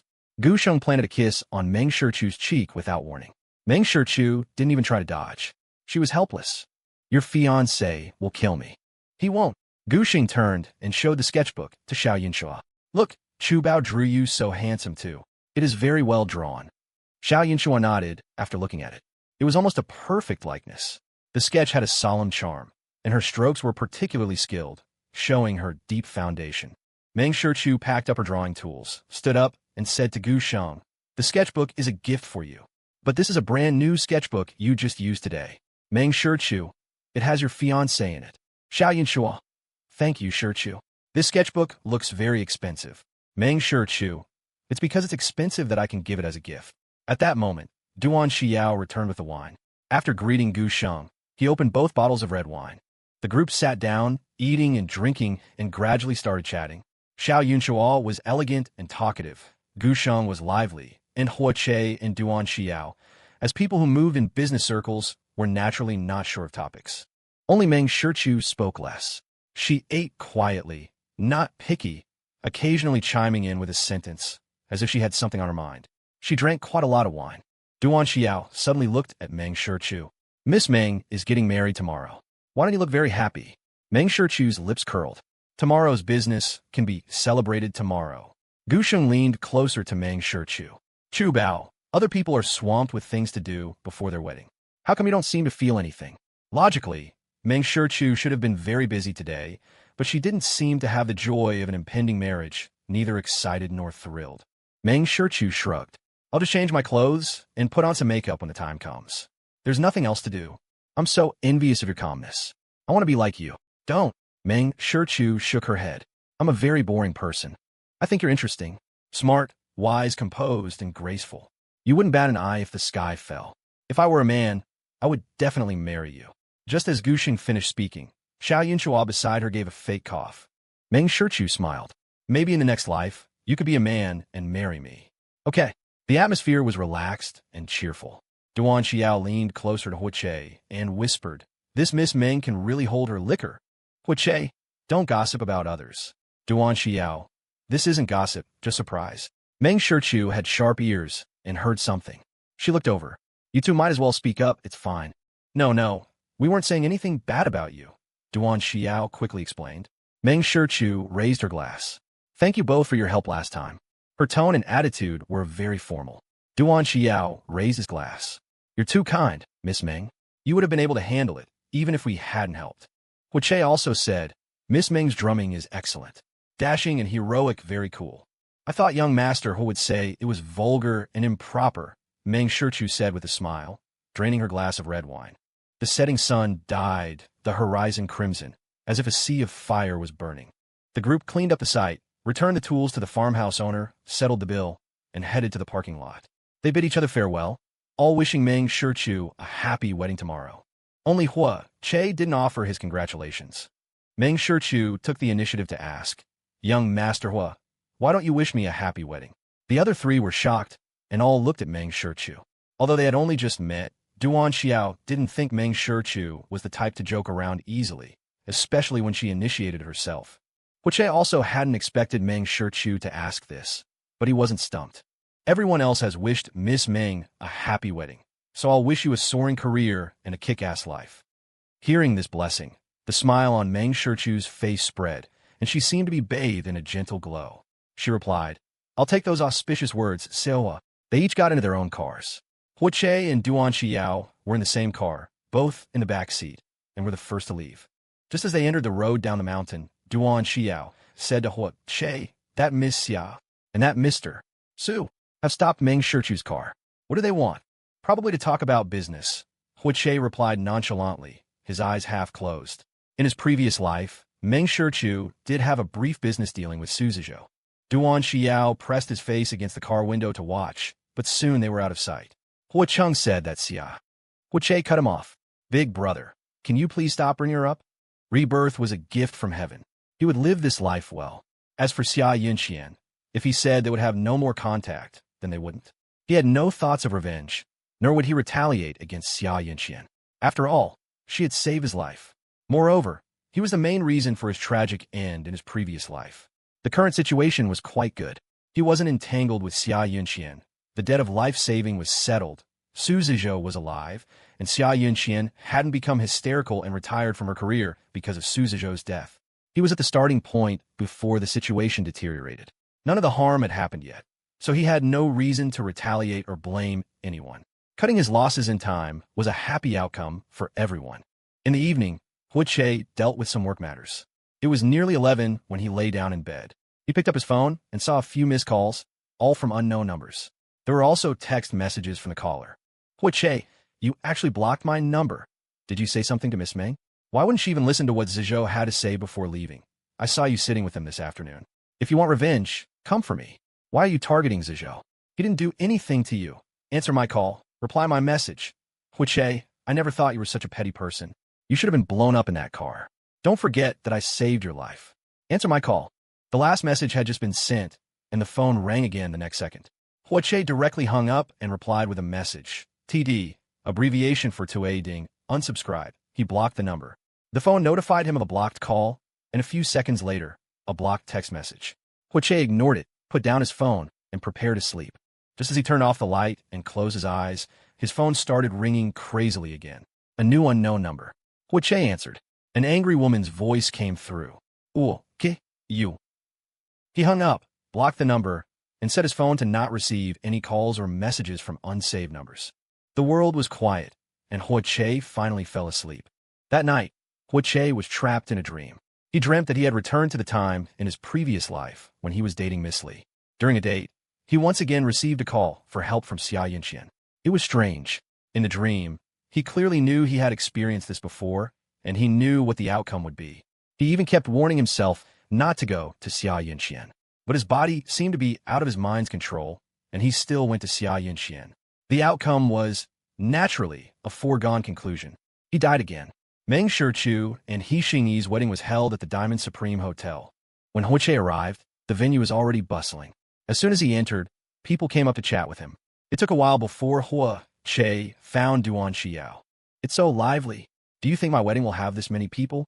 Duan Xiao asked Hoche curiously. Get married once, and you'll find out. It probably wouldn't, unless Duan Xiao's wife was a young lady from one of the four great families, or her family's background and power were above the four great families. This was the wedding of two of the four great families. Even people from higher circles had come. And indeed, the two of them spotted Xiao Yunshua in the crowd. Not long after, they met up. Where's Miss Gu? Hoche asked with a curious smile. Xiao Yunshua explained. She's a bridesmaid. The auspicious time arrived, and the wedding officially began. The MC's witty opening remarks, the flow of the wedding ceremony, flowers and red envelopes flying everywhere, the screens filled with photos of the bride and groom. It was grand and luxurious. During the ceremony, Hoche had lost count of how many glasses of wine he had gone through. He was quite emotional. In his previous life, all he wanted was one person's true heart and to have a grand wedding. But in the end, he had harmed others and himself and never got his wish. Now, looking at such a wedding scene, the initial fervor in his heart was gone. He just felt that in this life, if one could meet a partner who was mutually willing to go through this ceremony, it must be very fulfilling. Unfortunately, beautiful scenery in this world is always rare. A waiter passed by, and Hoche handed back his empty glass, taking a glass of champagne. As expected of wedding wine, it was delicious. Beside him, Duan Xiao saw this and nudged Hoche's arm. You should drink less. Don't get drunk at someone else's wedding. If I get drunk, you have to remember to carry me back, Hoche joked. Duan Xiao, I don't mind carrying you home. I'm just afraid you'll start wailing, and I'll be embarrassed along with you. Soon, it was time for the bride to walk towards the groom. Under the flower arch in the long corridor, the bride, dressed in a wedding gown as soft as white clouds and snow, held a bouquet in one hand and was led by her father, Pei Guangyan, step by step down the red carpet. On the stage, the groom, Xian, in a white suit like a prince from a castle, watched with a smile, waiting for his bride. The MC's voice never stopped, his words flowing like a river of flowers. At the end of the red carpet, Pei Guangyan placed Mang Shu's hand in Xian's, and the groom led the bride to the center of the stage. They faced each other, and the guests were all moved by this beautiful and happy scene. The MC asked the groom if he was willing to marry the bride. The groom replied without hesitation, "I am willing." The MC then asked the bride. The bride smiled and answered just as crisply, "I am not willing." The entire hall fell silent. For a moment, no one reacted. The MC's face changed, and he immediately tried to salvage the situation, but before he could finish, the microphone was snatched from his hand. It was the bride who did it. Before the crowd could react, before the Pei and He families could send people to stop her, Mang Shu shook off Xingyi's hand, grabbed the microphone, and walked to the edge of the stage. A resonant voice emanated from the microphone. "I am not willing. You all heard me correctly. The reason is my fiancé. He has a sweetheart, and it's a man." The guests had just processed the bride's outrageous act when they heard her shocking revelation. The entire hall was in an uproar. The Pei family members froze in their tracks, and the He family members were, as if petrified. The groom, Xingyi, wanted to rush up and stop Mang Shu, but unexpectedly, two bodyguards rushed out from backstage and restrained him. Not only that, but a group of bodyguards surrounded the stage, blocking anyone who tried to rush up. At this moment, Mang Shu spoke again. "Everyone, please calm down and let me explain. Last Monday, after I finished working overtime, young master he urgently called me to his place, saying he had something urgent to discuss about the wedding. At 10 o'clock at night, when I arrived, I witnessed young master he and his boyfriend in a passionate encounter. The scene was quite shocking. First of all, let me state that I do not discriminate against this kind of love. It is a different way for heaven to allow humans to express love when the person you love deeply happens to be of the same gender. It is sacred and equal. But our young master, he deliberately timed it for me to see, using such a direct method to inform me, and even threatening me. Personally, I don't particularly like that." Mang Shu, shut up. Below the stage, Mother he shouted sharply, and other members of the He family also started shouting. Mang Shu's gaze swept over them, her voice piercing through the hall. "Quiet." Her voice was firm and authoritative. How could Mother he listen? She struggled to rush up. "If you make any more trouble, I'll reveal even more dirt."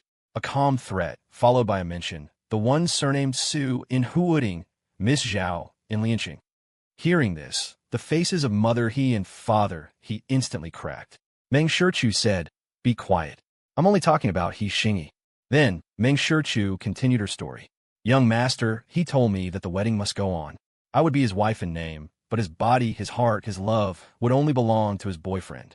He also said that the arrow was already on the bowstring, and if I dared to cancel the wedding, it would only bring shame to me and the Pei family. He also said that I was just an illegitimate daughter who had lived outside for many years, and that my knowledge and upbringing were no match for him. It's precisely because I'm not favored, haven't even changed my surname after coming home, and was born without a proper name, that I have no one to back me up and am insecure enough to be the perfect cover for him and his boyfriend. Young master, he said the wedding must take place, or he would make me pay. Oh, right. Young master, he also said he is the only son of the He family, and I have to give him a child. After the wedding, he would have me do IVF. After the child is born, he would find men for me to satisfy my physical needs. He's quite considerate, isn't he?" As Mang Shu's unhurried, calm voice narrated the story, the entire hall was filled with gasps of cold air. At this moment, the Pei family members were furious, as were the He family members. On the stage, Mang Shu looked at Xingyi, whose mouth was covered by the bodyguards, and asked with a smile, "The wedding is happening as you wished. Are you happy?" Xingyi's brows were twisted, and he struggled constantly, but he was no match for the strong bodyguards. Mang Shu, dragging her wedding dress, walked up to him. "Young master he, have you ever considered that it's precisely because I have no one behind me that I can act without any scruples?" Xingyi struggled and writhed. MMPH. But Mang Shu's smile grew colder and more stunning. "Don't worry. Since I'm going to take you down, I'm naturally going to take you down so hard you can't get back up." With that, Mang Shu snapped her fingers, and the image on the screen showing the wedding photos changed. It was a video of Xingyi rolling around naked with another man. The other man's face was blurred, but Xingyi's was not. A video of more than 10 seconds, followed by more than 10 pictures in different poses, all with Xingyi uncensored. Finally, there was a 3-minute audio recording. In the recording, Mang Shu wanted to call off the engagement, but Xingyi wouldn't allow it, using threats and PUA tactics to suppress her. Although there was no video, Xingyi's arrogant tone made it clear that he didn't take Mang Shu seriously at all. This also tore apart the lie of his previous high-profile proposal, where he claimed it was love at first sight and he wouldn't marry anyone but Mang Shu. It was all a disgusting scheme. Although Mang Shu was an illegitimate daughter, she was still the Pei family's illegitimate daughter. The Pei family status was a match for the He families, but the stigma of being an illegitimate daughter made Mang Shu inferior, and having returned to the family halfway made people think she was easy to manipulate. Who would have thought her personality would be so explosive? You want a wedding, you got a wedding, but it also detonated such a huge bomb for Xingyi. Of course, Xingyi was not innocent. After the recording finished, the screen went black. Mang Shu waved her hand, and the bodyguards dragged the struggling Xingyi away. On the stage, only the dumbfounded host and the still cold and stunning Mang Shu remained. Mang Shu calmly apologized, announced the cancellation of the wedding, and declared the marriage alliance with the He family bankrupt. For a fleeting moment, the guests felt that her posture was proud and lofty, like a queen. Below the stage, Hoche drained another glass of red wine. The wine was rich and fragrant. That's some kick. In his ear was Duan Xiao's exclamation, "She's really cool." Hoche nodded. A fierce and ruthless person. Don't mess with her easily. Exactly. Just as Duan Xiao finished speaking, he saw the young master beside him rush out, shouting, "Wait a minute." Mang Shu still had the microphone in her hand. Seeing Hoche walk out of the crowd, she asked with a smile, "Young Master Hua, is there something you need?" Hoche tried to get on stage, but was blocked by bodyguards. He stopped in his tracks, looked up at the bride on the stage, and asked loudly, "Miss Ming, how about I be your groom?" Without a microphone, his voice still reverberated throughout the entire venue. The scene fell into a strange silence once again. Mang Shu was also taken aback, hesitating for 3 seconds. "I remember the young master of the Hua family has a girl he's head over heels for. If you become my groom, what will happen to your white moonlight?" She asked it casually, yet it also seemed like she was seriously considering Hoche's proposal. Her voice, calm from having weathered many storms, showed very little fluctuation. Hoche was concise. "Broke up with her." Mang Shu smiled and asked again, "Why should I believe you won't go back to her?" At this moment, the young master of the Hua family was a bit tipsy, his cheeks slightly flushed and in a state of mild intoxication. He knew exactly what he was doing, with an attitude of burning his bridges. Faced with the question, Hoche thought for a moment and replied, "I'm a virgin. My first kiss is still intact. I'll give it all to you. After we're married, if I have any contact with her, you can beat me up. I won't fight back." Pausing for 2 seconds, Hoche added, "A marriage alliance between the Hua and Pei families is also a union of powerful forces. Whatever the He family gave you, I'll give you 5 times that. From now on, we'll support each other and fight side by side. Miss Meng, please consider it." The entire venue was silent. Duan Xiao covered his face and squeezed into a less crowded area. How embarrassing. The young master was clearly drunk and making a scene. He took out his phone and sent a message to the group chat. "He's crazy. He's crashing the wedding." "No, this isn't crashing a wedding. He's proposing on the spot." "That's not right either. He's applying for the position of groom on the spot." "Is this called overtaking on a curve?" "Can't find the words to describe it. In short, he's crazy. I'm too ashamed to be his brother anymore." Cheng Yuxiu, what is he saying?" "Lu Jing, I don't know. Maybe he's lost his mind." At this moment, the whole venue was silent, everyone staring at the gorgeously dressed bride on the stage. Mang Shu pondered for a few seconds, then gestured to Hoche with her hand. "Come up." With Mang Shu's command, the bodyguards let him pass. Hoche leaped onto the stage in one step and came to stand before Mang Shu. Just as he was about to speak, Mang Shu spoke first. "Hoche, I am willing to marry you. Are you willing to take me as your wife?" Hoche took the microphone. "I am willing." His voice was equally solemn and resonant. Gu Sheng, who had been extremely anxious in the back, came up with a tray holding a pair of rings. "Return this set to the He family," Mang Shu said. Then she took off the white jade thumb ring from her own thumb, took Hoche's left hand, and placed the ring on his ring finger. The lady's thumb ring wasn't too wide, and its circumference was just right to fit on Hoche's ring finger, looking very unique. Mang Shu looked up at Hoche. "Husband, happy wedding." Startled by the sudden address of husband, Hoche paused for a moment before responding, "Hello, wife. Please take care of me in the future." As soon as he finished speaking, his hand was gripped tightly by Mang Shu. The two walked to the edge of the stage. Mang Shu took the microphone again. "My apologies, everyone. The wedding is no longer canceled." The The gifts you've brought cannot be returned. Please eat, drink, and have a good time. Allow me to go register our marriage, and I will be back to toast you all." After Mang Shu finished speaking, she glanced towards a corner of the hall and nodded slightly. "There," Xiain nodded in response, then walked to a corner and started making a call. "Director, can I trouble you to ask the people at the Civil Affairs Bureau to wait for a moment? I have a friend who needs to register a marriage." "Thank you very much." On the stage, Hoche was pulled away by Mang Shu. As they left from backstage, Mang Shu said to a bodyguard, "Please escort the He family out." Once in the car, Mang Shu said to Hoche, "Do you have your ID on you?" "I do, but not my household registration book. The Administrative Service Center has a household registration window. It's not troublesome to get a new one printed." "Oh." Hoche was amazed. This Miss Mang style was still as decisive and efficient as ever.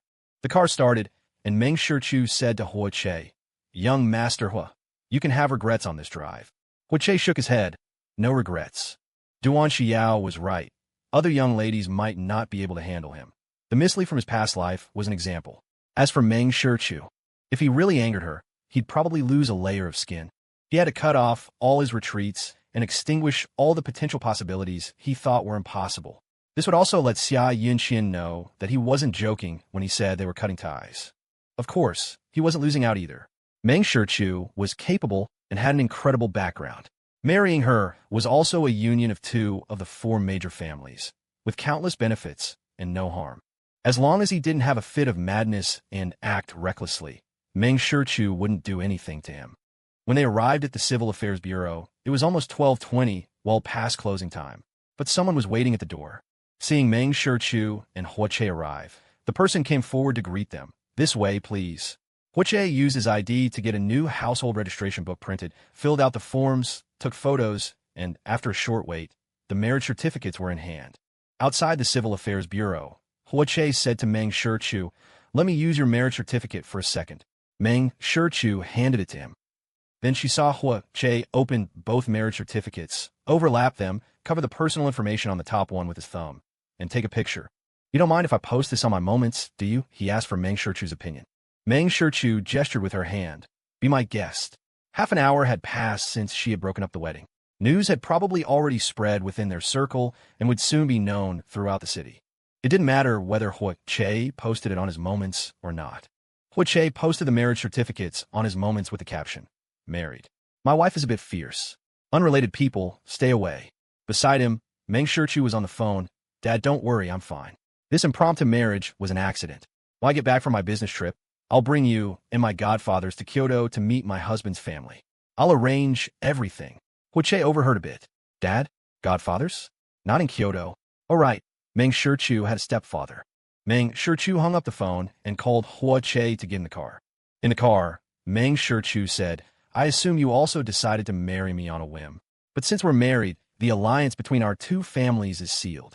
I'll handle the Pei family side. You figure out the whole family." Hoche nodded. "No problem. If the Pei family is hard to deal with, I'll go with you to talk to them." "No need. They won't be." Mang Shu shook her head. They didn't go back to the hotel immediately, but went to a nearby mall. Mang Shu changed out of her wedding dress into a fitting red form-fitting long dress. Hoche also changed into a new suit, chosen by Mang Shu. A white shirt, a burgundy tie with a subtle pattern, and a black suit jacket over it, making him look exceptionally handsome. The two returned to the hotel and completed the final wedding procedures. Hoche's phone had been blowing up, but he had deliberately put it on silent and wasn't disturbed at all. It wasn't until 5 in the afternoon that things finally quieted down. If he had to describe how he felt, it was a bit tired. Mang Shu handed him a bottle of water. "I've handled the Pei family. Let me know when you've arranged things on your end, and we'll have our family sit down for a meal." "Thanks." Hoche took a sip of water and suggested, "How about we have dinner alone tonight to get to know each other?" "Can't." Mang Shu shook her head. "I have a flight at 7. I'm going on a business trip for 10 days to half a month." "Huh?" Hoche was somewhat shocked. Hoche's mouth twitched, too shocked to recover. What kind of bride goes on a business trip on her wedding day? Is she a work machine? "The trip was scheduled last week. Marrying you was unexpected, and this trip is hard to reschedule," Mang Shu explained, then added, "If you mind, you might have to put up with it. Just consider it the price you have to pay for your successful impromptu proposal." "Okay, fine." Hoche stared at Mang Shu, marveling. "Miss Mang, your mental state is truly excellent. You don't get hung up on things." Other young ladies would probably never be able to say something like, "If you mind, you'll have to put up with it." The idea that a successful impromptu proposal came with a price was a logic he, at least, had never thought of, and it felt right. After all, he was the one who jumped out. "Thank you for the compliment." Mang Shu picked up her phone. "What's your phone number?" Hoche gave his number, and Mang Shu saved it. "I'm leaving now. I'll handle the rest when I get back from my trip." Hoche waved goodbye, Miss Meng. Mang Shu's response was, "Goodbye, husband." "Okay." Mang Shu got in the car and left. Someone patted Hoche on the shoulder. "Hey man, are you for real? I took your advice. Got married, found a fierce one. What do you think? Am I efficient or what?" Hoche was quite proud, but he didn't dare to go home. After all, only he, who had been reborn, knew Mang Shu's specific situation. The great families cared about face and were quite concerned about identities like illegitimate. So, Hoche called Cheng Yuxiu and Lu Jing out for dinner, taking the opportunity to get himself drunk. The three of them once again took him home. Everyone in the Hoche family was there, including the people from the second branch. Every single person's expression was extremely grim. "That's it then, we're leaving now." Although Cheng Yuxiu was from a prominent family, this was ultimately Hoche family business, and it wasn't appropriate for them to interfere. The Hoche family members were all furious. Hoche had anticipated their reaction. He deliberately got himself drunk, and even found people to plead his case. What a schemer. The most furious was Hoche. He dragged the drunk Hoche to the ancestral hall and unceremoniously gave him a few lashes with a whip. The drunk Hoche howled, crying out in pain, begging him to stop. Hoche cursed him, saying his madness was getting worse. In less than a month, he had made the news twice, and both times it was sensational. Now the whole city was talking about Hoche, completely disgracing them. He acted recklessly without considering the consequences, doing whatever he wanted, self-righteous. Did he still think he was a child? It was infuriating. He had been on a business trip and had rushed back in the evening out of anger. But Hoche had deliberately gotten himself drunk to evade questioning. Was he crazy? Which of the Hoche family's ancestral graves was buried in the wrong place? He'd have to dig it up and rebury it another day. He was truly afraid that one day Hoche would get himself killed. When Hoche woke up, he was in the ancestral hall, his nose stuffy. He deserved it. He climbed up from the floor and staggered out. His back was stinging, his head was dizzy from the hangover, and his legs felt a bit wobbly. In the front hall, the family doctor was already waiting. The butler came forward. "Young master, the family has requested that you do not go out for the next few days." The butler relayed the message tactfully. Huofu and Huocheng's intention was for him to kneel in the ancestral hall for 3 days without food or water. "Oh," Hoche mumbled in response, his voice incredibly hoarse. He picked up his phone from the table and went upstairs. On the back of his white shirt, several intersecting red marks were starkly visible. The butler urged and the family doctor quickly followed. The wedding drama between the Pei and He families spawned numerous scandals. Whether it was the He family's only son liking men, the Ho family's love-struck young master proposing to an illegitimate daughter, or the unexpected marriage alliance between the Pei and Ho families, they were all highly discussed topics. As the situation fermented, the He family was gradually exposed to countless scandals. Chairman, he had 3 other families and 4 children outside his marriage, Mrs. He was keeping a football team of boy toys under the guise of sponsorship. The young master of the He family had been in a 10-year-long romance with his current boyfriend, and there were secret dealings within the He corporation. One by one, these scandals pinned the He family to the ground and hammered them into the mud. This was, of course, thanks to the Pei family's retaliation and the push from their rivals. The He family was teetering on the brink of collapse. Hoche didn't leave the house for 3 days, not even his bedroom. Hocheng was worried. Before dinner, he entered Hoche's room with a cold face and found the kid writing something. As he got closer, he saw that he was practicing calligraphy. The neat, standard script, stroke by stroke, was completely unlike Hoche's style of the past few years. "You're actually willing to calm down and write this?" Hocheng's voice was harsh.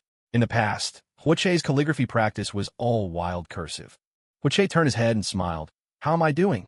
"It doesn't suit you," Hocheng said, sitting down on a nearby sofa. "You haven't even come downstairs for days. Are you sulking?" "No." Hoche put down his pen and turned his chair to face Hocheng. "When you do something wrong, you should act like you're in confinement." Hocheng sneered. "You have that kind of awareness?" "Big brother, people can change. I can too." Hocheng let out a cold snort. "You said the same thing to our ancestors last time. How long did that last?" "Big brother, this time is different." "It is different. A love-struck lunatic and..." That person from the Pei family are quite a match. Huacheng didn't say anything too harsh. After all, Mang Shu couldn't choose her own birth, and it wasn't her fault. Moreover, his brother was the one who proposed. But now that the Hua family was tied to Mang Shu, the gossip in their social circle was not pleasant.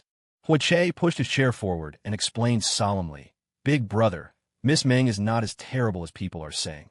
Seeing Huacheng remain silent, Hoche continued, "Her birth was destined. She had no choice, but she is definitely not the unpresentable person the rumors make her out to be." "Did you know her before?"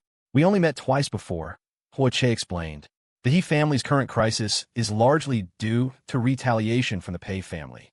Chairman Pei cherishes this daughter, and the young master of the Pei family won't suppress his sister either. I married Mang Shu not only to cut off my own retreats, but also for our two families to join forces and aim for a higher level. It was a very standard business alliance, unrelated to feelings. Huacheng narrowed his eyes. "Are you sure this marriage can bring all that?" "Of course," Hoche nodded. Mang Shu's stepfather is one of the founders of the country's top security group.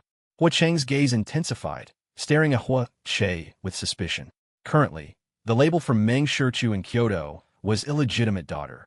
This label was too heavy, overshadowing everything else, and no one bothered to learn more about her. Her biological father was from one of the four major families, and her stepfather was the founder of a top security company. These two facts alone were enough to crush many of Kyoto's elite. Huacheng stood up to leave, reminding Hoche, "Get your ass downstairs for dinner." As they were going down the stairs, Hoche suddenly said, "Big brother, don't investigate Mang Shu. Reason? The security group's information network is intricate. If they find out, it will be detrimental to the alliance." Huacheng stopped and looked over. "Then how do you know she won't be a threat to you?" "No matter who allies with whom, a certain level of precaution is necessary. One must always be on guard." Hoche said, "Big brother, trust me one more time, just this once. I'm begging you." Mang Shu had many tricks up her sleeve, but her style was open and aboveboard. He had a deep understanding of this from their cooperation in his past life. Huacheng said no more and went straight downstairs. Dinner was silent. After the meal, Hoche was asked to stay in the living room, where the family questioned him about his and Mang Shu's affairs. Hoche held a teacup and said, "Miss Meng said she's already taken care of things with the Pei family.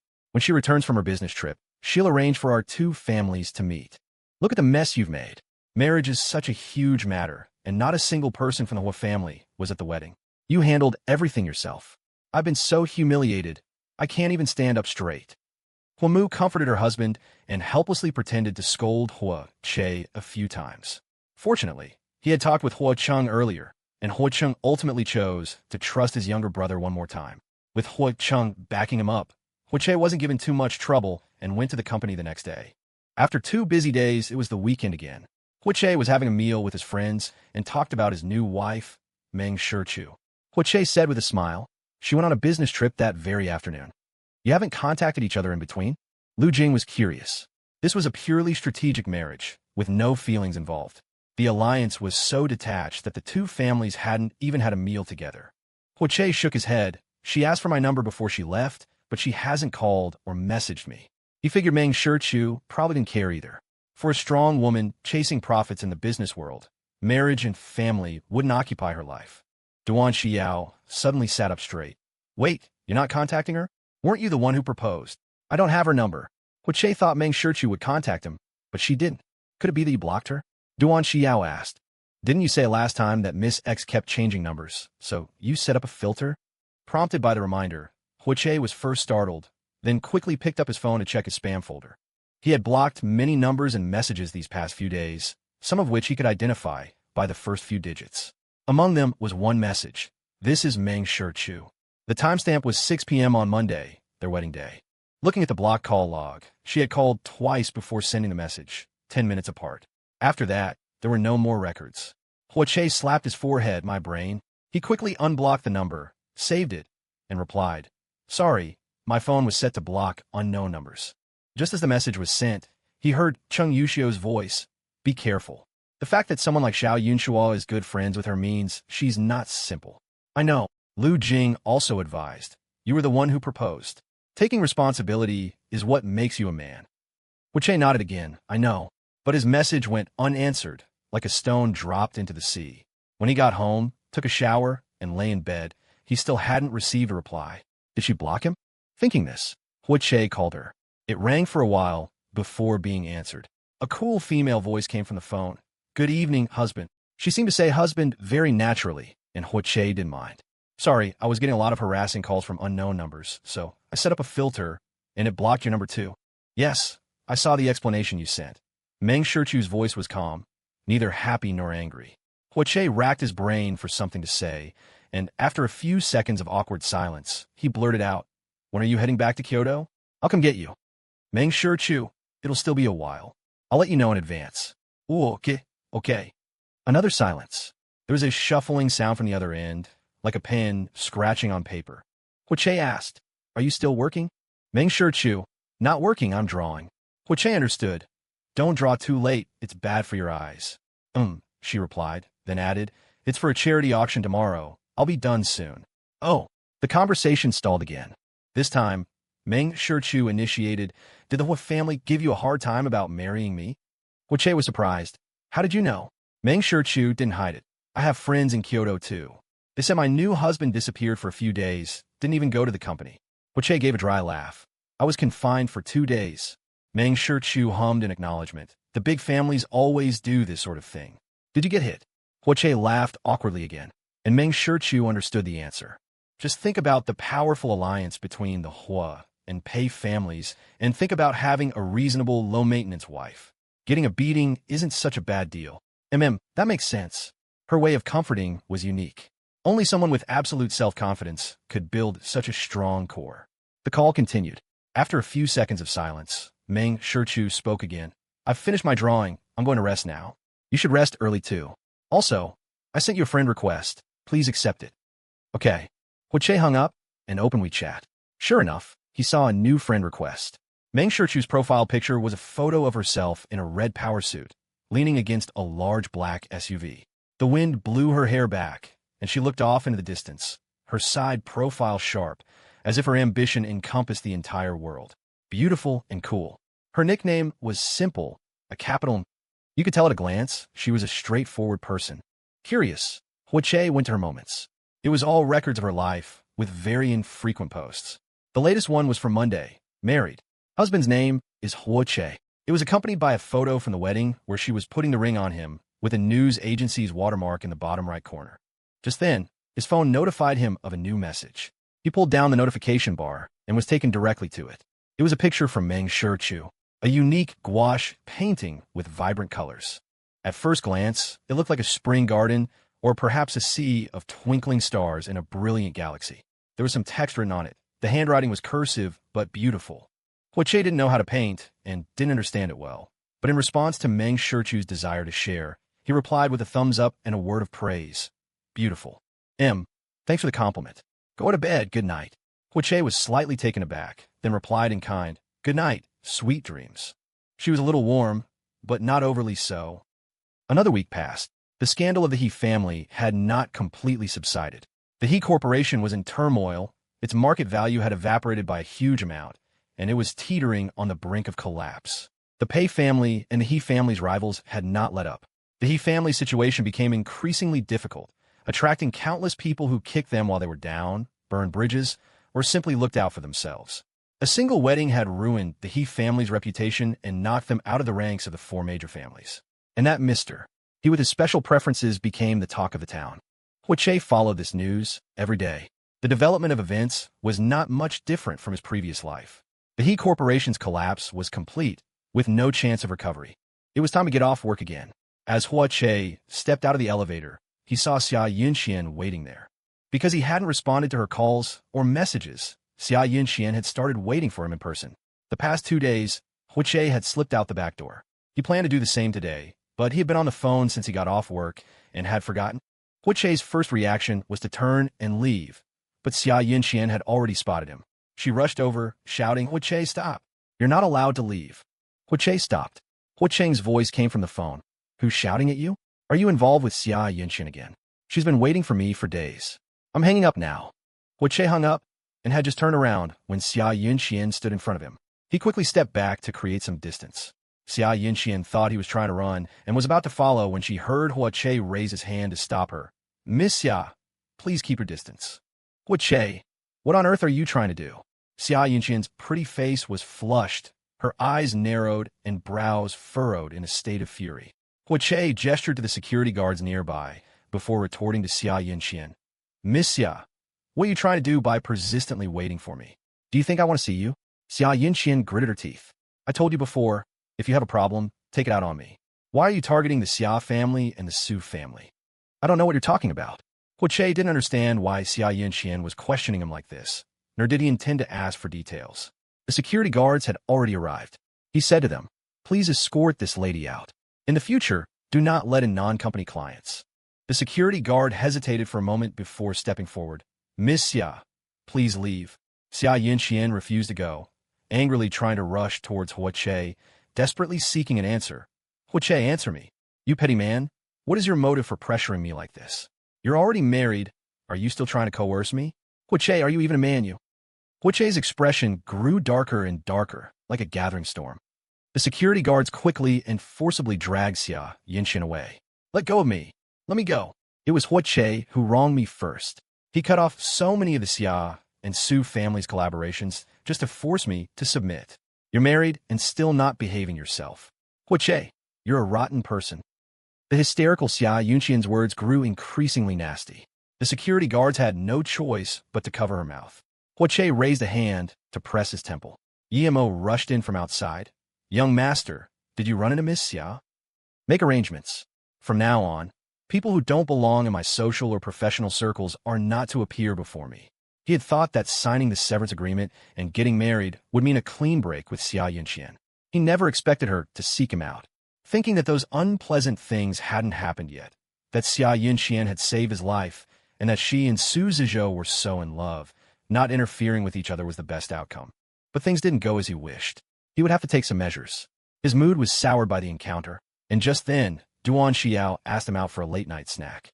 Seeing his low spirits, Duan Xiao asked, and Hoche couldn't help but vent a little. I just suddenly feel a bit frustrated. Duan Xiao smiled and said, love and not loving are actually just a matter of a moment. When you feel annoyed seeing her, it's the emotions of love and not loving fighting. In the end, the emotion of not loving one. I know, Hoche nodded. When you love someone, you can't see their flaws. Even their anger is beautiful.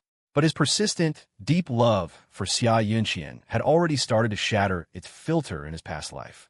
Now there was little left. Seeing that Hoche had truly let go of Xia Yinqian, Duan Xiao was genuinely happy for him and changed the subject. Let's not talk about her. Let's talk about your long-distance wife. Long-distance? Wife. Going on a business trip on the first day of marriage. What's the difference from long-distance? Hoche was speechless. You really have a way with words. It's been half a month since her trip. Hasn't she come back yet? She's busy with work. Tisk, Duan Xiao sighed.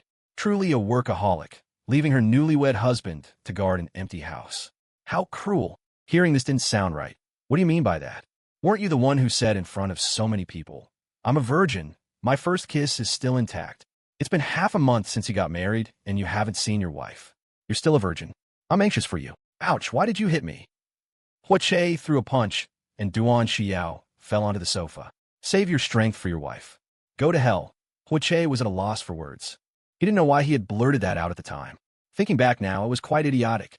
The problem was that the media had reported what he said, and everyone was discussing how the young master of the Hoche family was a virgin, had pursued his white moonlight for years, and hadn't even given away his first kiss. How pitiful. Many onlookers commented that he was useless, not even capable of a domineering CEO's forced love. Now, Duan Xiao was deliberately teasing him, making him extremely embarrassed. Expected to arrive in Kyoto at 5 p.m. Hoche had just finished a meeting at Hoche when he saw the WeChat message from Mang Shu. It was now almost 4 o'clock, and the message had been sent an hour and a half ago. He grabbed his phone and walked out. His secretary was reporting on work beside him. Hoche stopped her. I'm going out. The secretary reminded him. Vice President, you have a meeting with a client in half an hour. I'll have my brother go. Without time to go to Hocheng's office, Hoche called him directly. Brother, you meet with the client later? I'm going out. Hocheng happened to see Hoche's hurried back disappear into the elevator and casually asked, why are you in such a rush? Hoche, Mang Shu is back. I'm going to pick her up. Hocheng was taken aback for a moment. Go ahead. Hoche arrived at his destination early. While buying coffee, He saw a flower shop and bought a bouquet of bright red roses. While waiting, Hoche received another call from Hoche. Have you picked her up yet? Do you want to come home for dinner tonight? Hoche. Not yet. I'll ask her later. Hoche. Let me know when you have an answer. Okay, got it. A short while later, Hoche saw Mang Shu walking out from inside. She was wearing a white t-shirt and black denim shorts, with white sneakers, carrying a white bag on one arm, and pulling a small suitcase with the other hand. Hoche immediately went forward, taking the bag from Mang Shu's hand with one hand and handing her the flowers with the other. Welcome back. Mang Shu took the flowers. Thank you for picking me up. Picking up my own wife is only natural. If you hadn't come back soon, I would have thought I had a fake marriage. He then took the suitcase from Mang Shu's hand and passed it to his assistant. Mang Shu asked, Are you blaming me? Don't misunderstand. That's not what I meant. Hoche shook his head. My brother knows you're back today and asked if you want to go to the Hoche family for dinner. No. Mang Shu refused without hesitation. I still have some work, and it would be impolite to go over without any preparation. All right. Hoche sent a message to Hoche. Miss Ming just got back from her trip. She'll rest for a couple of days before visiting. I'll let you know in advance. The two walked towards the car side by side, followed by their respective assistants. Suddenly, an angry voice rang out. Mang Shu. The shouting man rushed forward. It was Xiain. After not seeing him for a long time, Xiain had lost his once proud and arrogant demeanor. He had lost a lot of weight, looking haggard and dejected. Even in a suit, he had no style. Gritting his teeth and glaring, Xiain approached, pulling out a fountain pen he carried with him. He uncapped it and viciously stabbed at Mang Shu. Hiss! A gasp and a scream rang out at the same time. The one injured was Hoche. The one screaming was Xiain. It happened so suddenly. Hoche raised his hand to push him away and was stabbed in the arm by the fountain pen. Before he could react, he saw Xiain get kicked away. Watching Mang Shu send someone flying with a kick, Hoche couldn't help but gasp, both in pain and shock. Fierce. And so fast. She was definitely not someone who just worked out for looks at the gym, could compare to. Looking at Xiain, he felt the ground and couldn't get back up. It was Mang Shu's assistant who had immediately dropped everything in his hands and rushed forward to pin him to the ground. Xiain struggled and cursed. Bitch, this is all your fault. You killed Wanhai. You're going to pay with your life. It's all your fault. You illegitimate daughter, a stain on the Pei family. You should have never been born into this world. You jinx. Mang Shu's assistant, Jiang Wu, his face hardening, slammed Xiain's head against the ground, and the cursing stopped. Jiang Wu, you stay and handle this, Mang Shu said, then picked up her bag from the ground and said to Hoche, Let's go to the hospital. In the car, Mang Shu pressed a tissue against Hoche's wound and teased, We've only met a few times, and you're already taking a blow for me. Anyone who didn't know better would think you're madly in love with me. Hoche forced a smile. It's instinct to protect those around me, and even more so to protect my own wife. Mang Shu acknowledged, but then said, Don't do this next time. He couldn't have hurt me. How was I supposed to know he couldn't hurt you? Mang Shu, I grew up in a security company's training ground. You can't even beat me. Okay. Seeing the earthquake in his eyes, Mang Shu was puzzled. What does that look mean? Hoche gave an awkward laugh. If we ever argue in the future, please don't resort to violence. At least give a man a chance to argue his case. Don't worry, I'm quite reasonable. At the hospital, after the doctor treated Hoche's wound and gave him a shot, he gave some instructions and prescribed 2 days of anti-inflammatory medicine. While his assistant, Zhou Yi, went to get the medicine, Mang Shu and Hoche were already outside the hospital. Seeing Mang Shu looking at him, Hoche moved his arm. It's nothing, not serious. It doesn't even hurt anymore. Mang Shu said, Indeed, it doesn't look as serious as the whip marks on your back. So much time had passed. The wounds on Hoche's back no longer hurt, but the marks were still there. When the doctor was bandaging his arm earlier, he had asked him to take off his shirt, so Mang Shu naturally saw the marks on his back. She just didn't expect her to be so blunt about it. Hoche gave an embarrassed smile. Didn't you say that since I successfully proposed on the spot, I had to pay a price? Makes sense. What do you want to eat tonight? Mang Shu didn't dwell on it, nor did she show any pity. For a grown man like him, this little injury was really nothing. I've already booked a restaurant. Hoche glanced at the time and suggested, It's not far, I want to walk. Sure. During the 10-minute walk, they chatted idly. Hoche asked Mang Shu, Are you always this busy? Pretty much, Mang Shu thought for a moment, then added, But I don't have to be this busy. Hoche was confused. What does that mean? Mang Shu explained. If you ask me out, I have time. She said it simply and directly. Hoche nodded. Got it. I'll ask you out often. If you find it annoying, you can just tell me. Mang Shu, are you planning to cultivate feelings with me? Let's give it a try, Hoche admitted openly. We're already married, and our families are well matched. Instead of living together coldly and unfamiliar, why not try to get to know each other and make life interesting and meaningful? Who knows? Maybe we'll really develop feelings, right? Makes sense. While agreeing, Mang Shu also reached out and took Hoche's hand. Hoche was very surprised by Mang Shu's initiative, but immediately held her hand tightly. He then heard Mang Shu say, "The flowers are beautiful. You can give me more in the future."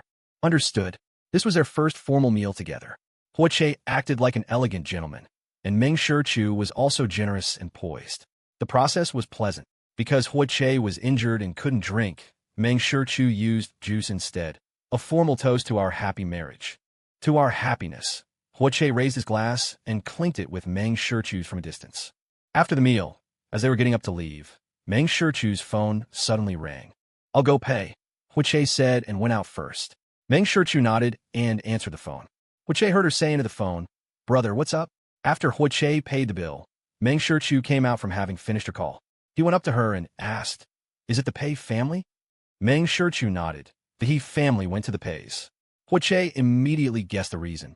Because of what happened at the airport, the He family is plagued with scandals and on the verge of collapse. Xingyi's boyfriend, Tang Huai, committed suicide under the pressure. Xingyi was at the airport today to go abroad, but because he ran into me, he didn't get to leave. Mang Shu's voice was very calm, and he won't be able to leave now. The He family went to the Pei family, naturally, to beg for mercy. "Will you forgive them?" Hoche asked curiously. Mang Shu retorted, "Do I look like my left cheek says pure and kind, my right cheek says easy to bully, and my forehead says idiot?" Hoche laughed. "I was just asking. The family will probably go to the Hua family to find you too. Will you forgive them then?" In today's accident, only Hoche had shed blood and been injured. Hoche's smile froze.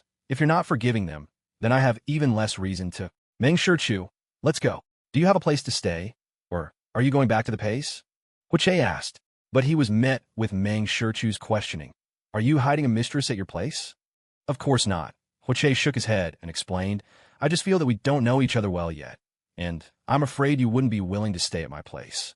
A business marriage has no emotional foundation, and it takes time to cultivate feelings. Moreover, Mang Shu was not a girl who could be easily offended. Mang Shu held his hand, so we need the opportunity and space to get to know each other. If you have no objections, then I have no objections," Hoche said with a smile, but his ears were burning hot. After walking along the street for a while, they both stopped outside a supermarket. This time it was Hoche who took the initiative. "Should we do it tonight?" "Can you?" Mang Shu pointed to Hoche's injured arm, indicating that he was hurt. "It's fine." Hoche shook his head. "Let's buy some equipment." They both stepped into the supermarket at the same time. 2 minutes later, they stood in front of a shelf, staring at the dazzling array of boxes, lost in thought. Hoche didn't know what to feel. He was a little flustered, yet also very excited. But he had decision paralysis. He had never used this stuff before and wasn't sure what size was suitable. There were also various styles, scents, and even glow-in-the-dark. People were coming and going around them, which was even more embarrassing. Hoche didn't know where to start, and his hand holding Mang Shu's was unconsciously tightening. In the end, it was Mang Shu who took a box from the shelf and placed it in his hand. At checkout, Hoche took a look. Medium size, ribbed, rose-scented. The car pulled into Haidang Courtyard. Mang Shu was already drowsy. "We're here," Hoche reminded her, getting out to open her door. Mang Shu pressed her temples, taking a moment to recover before getting out. "You look very tired?" Hoche asked. Mang Shu replied, "I haven't slept in almost 30 hours. Hoche was shocked. "Why didn't you say so earlier?" If she had, he would have taken her straight home to rest. Before Mang Shu could answer, Hoche added, "My fault for not asking. You looked so energetic, not at all like you hadn't slept for so long. I couldn't tell." "It's fine," Mang Shu said nonchalantly. "A shower will make me feel better. I still have a short meeting to attend." "You work so hard," Hoche lamented, taking Mang Shu's suitcase from the trunk.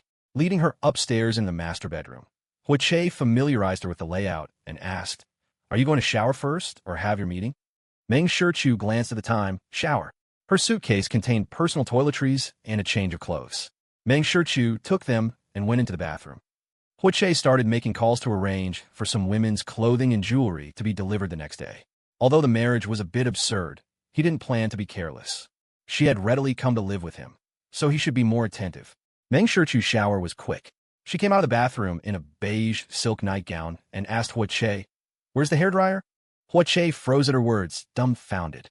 "Crap, there's no hairdryer. You don't have one?" Mang Shu didn't believe it. Hoche explained, "I used to have one, but it broke. I don't use it much anyway, and I don't stay here often, so I never replaced it." He quickly added, "I'll have someone bring one over." "No need. It'll be mostly dry if I just wrap in a towel for a while." Mang Shu stopped him, picking up her phone to check it. "Your hair is long, just in case you catch a cold." Hoche was already on the phone. Mang Shu said no more and started working on her laptop. Hoche finished his call and came over. "Want to go to the study? Is it convenient?" "Don't worry, there are no other women hidden in there," Hoche joked, leading Mang Shu to his study. It had been a while since Hoche had been here. As soon as he entered, he saw a contract on the desk. The 4 large characters for severance agreement were particularly eye-catching. Hoche picked it up casually. Mang Shu, standing beside him, glanced at it but didn't ask. It was Hoche who calmly said, "It's the one I signed with Miss Xia." "Oh," Mang Shu acknowledged, still not asking for more details, maintaining a certain boundary. Instead, it was Hoche who asked her, "Want to see it?" "No need." Mang Shu shook her head. Hoche waved the document in his hand, feeling a bit awkward. Mang Shu put down her laptop and phone, turning to face Hoche. "I'm not someone who likes to be unreasonable. I don't care how good your relationship with Miss Xia was before or what you went through. That's all in the past. Now, you're my legal husband. As long as you don't embarrass me during our marriage, I naturally won't cause trouble for you. Please be assured of that."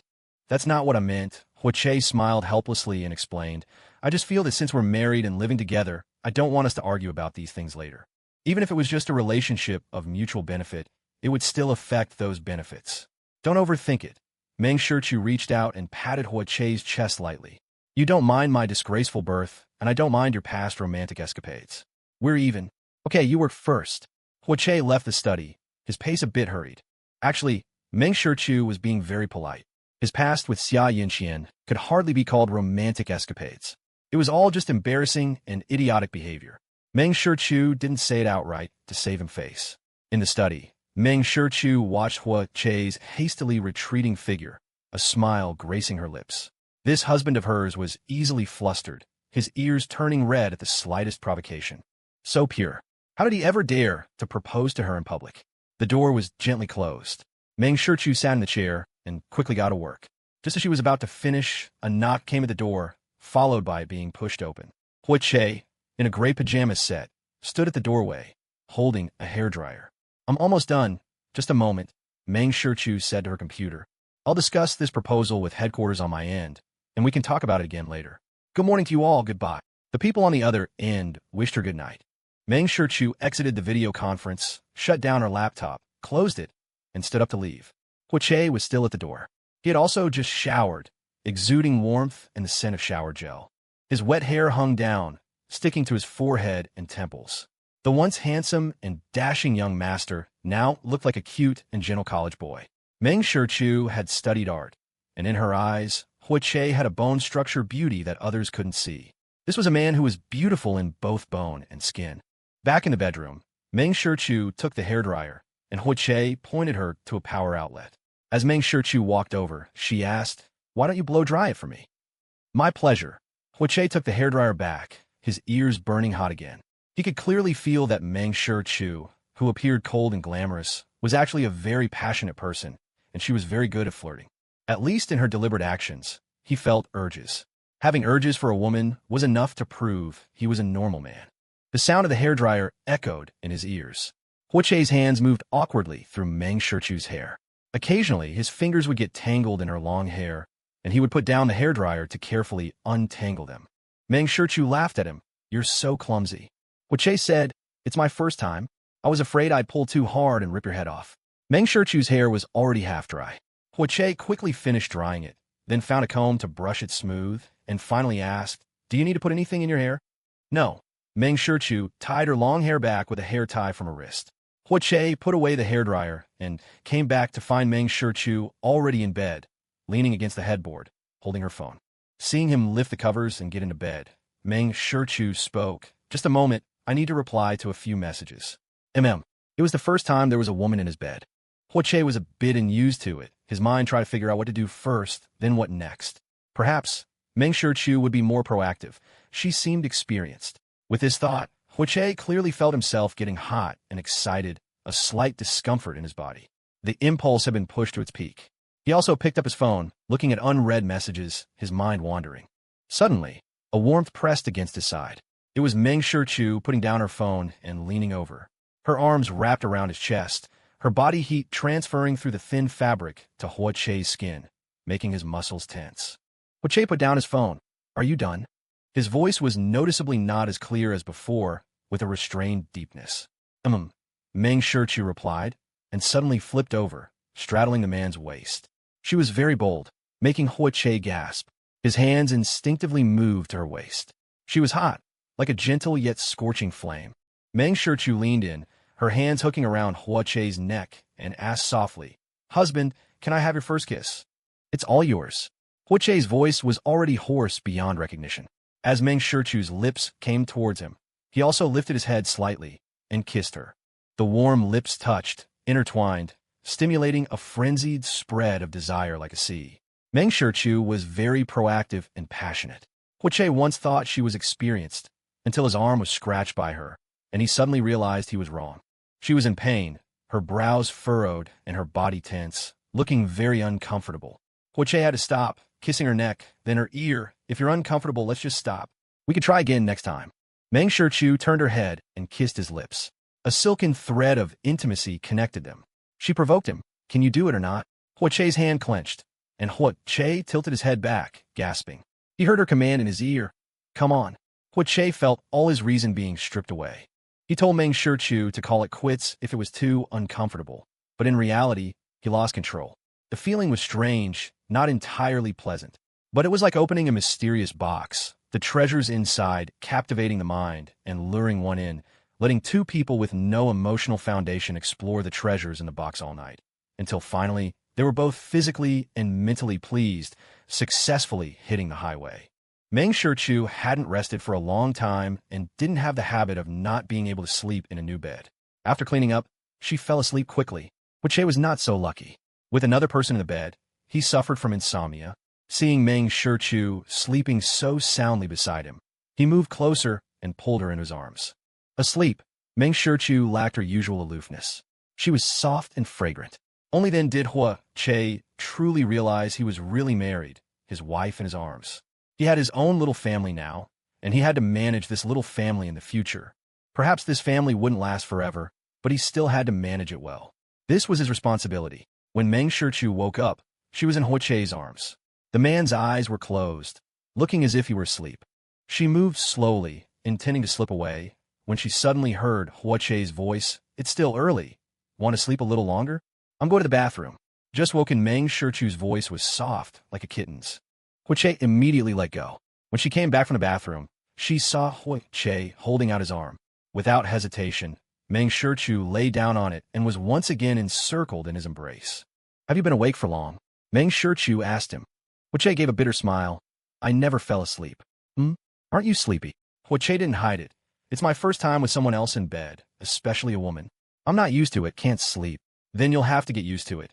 Mang Shu closed her eyes again, her voice mumbling, we can't sleep in separate rooms after getting married. What's the difference between that and a friends with benefits situation? Give me some time, it won't be long, Hoche promised. This was indeed his problem, being more finicky than a girl like Mang Shu. I'm going to sleep a bit more. When you get up, be quiet. You don't need to wake me. I'll probably sleep until noon or the afternoon. Hoche asked, what about breakfast? Don't worry about it. I'll get up myself when I'm hungry. She hadn't rested for a long time, so she naturally needed more rest than usual. Okay. Hoche reached out and brushed the hair from her cheek. You sleep, I won't disturb you. But not long after, Hoche woke Mang Shu up. Mang Shu's eyes were half closed. She could feel Hoche kissing her neck. Her voice was soft as she asked, you want more? The direct question set Hoche's nerves on fire. Hoche replied gruffly, his wet kisses becoming more intense. He knew this wasn't right, but he couldn't control himself. He had never been with a woman before and didn't know the pleasure of it. Now that he had tasted the forbidden fruit, his body seemed to have separated from his reason, having a mind of its own. He couldn't control the growth and spread of that desire, nor did he want to. It was legal and reasonable, and she wasn't someone else's, so why should he restrain himself? Mang Shu raised her arms to wrap around the man's neck. We didn't use protection last night. You'll have to go buy me a pill later. This was as good as not refusing his current advances. As for last night, because they were inexperienced and clumsy, the condom was never used. Hoche nodded in agreement, and then okay. Mang Shu, let's make the most of it. Don't use a condom this time, either. Hoche rolled over, leaning over Mang Shu's neck. His voice hoarse as he asked, why are you so good? Since I'm good, you should cherish me. I will, he responded repeatedly, and also with his deepest kiss. Perhaps because of last night's experience, this time Hoche felt even more pleasure, and even Mang Shu's reaction was happier than last night's. Even without an emotional foundation, their bodies were surprisingly compatible, and both were very pleased. After cleaning up, Mang Shu chatted with Hoche for a bit before falling asleep again. Hoche was wide awake. He got out of bed quietly, washed up, dressed, and went out. When Mang Shu woke up this time, it was already past 2 in the afternoon. Having caught up on sleep, she felt much more relaxed. After a simple wash, she felt even more awake. She picked up her phone and went downstairs, finding a WeChat message from Hoche.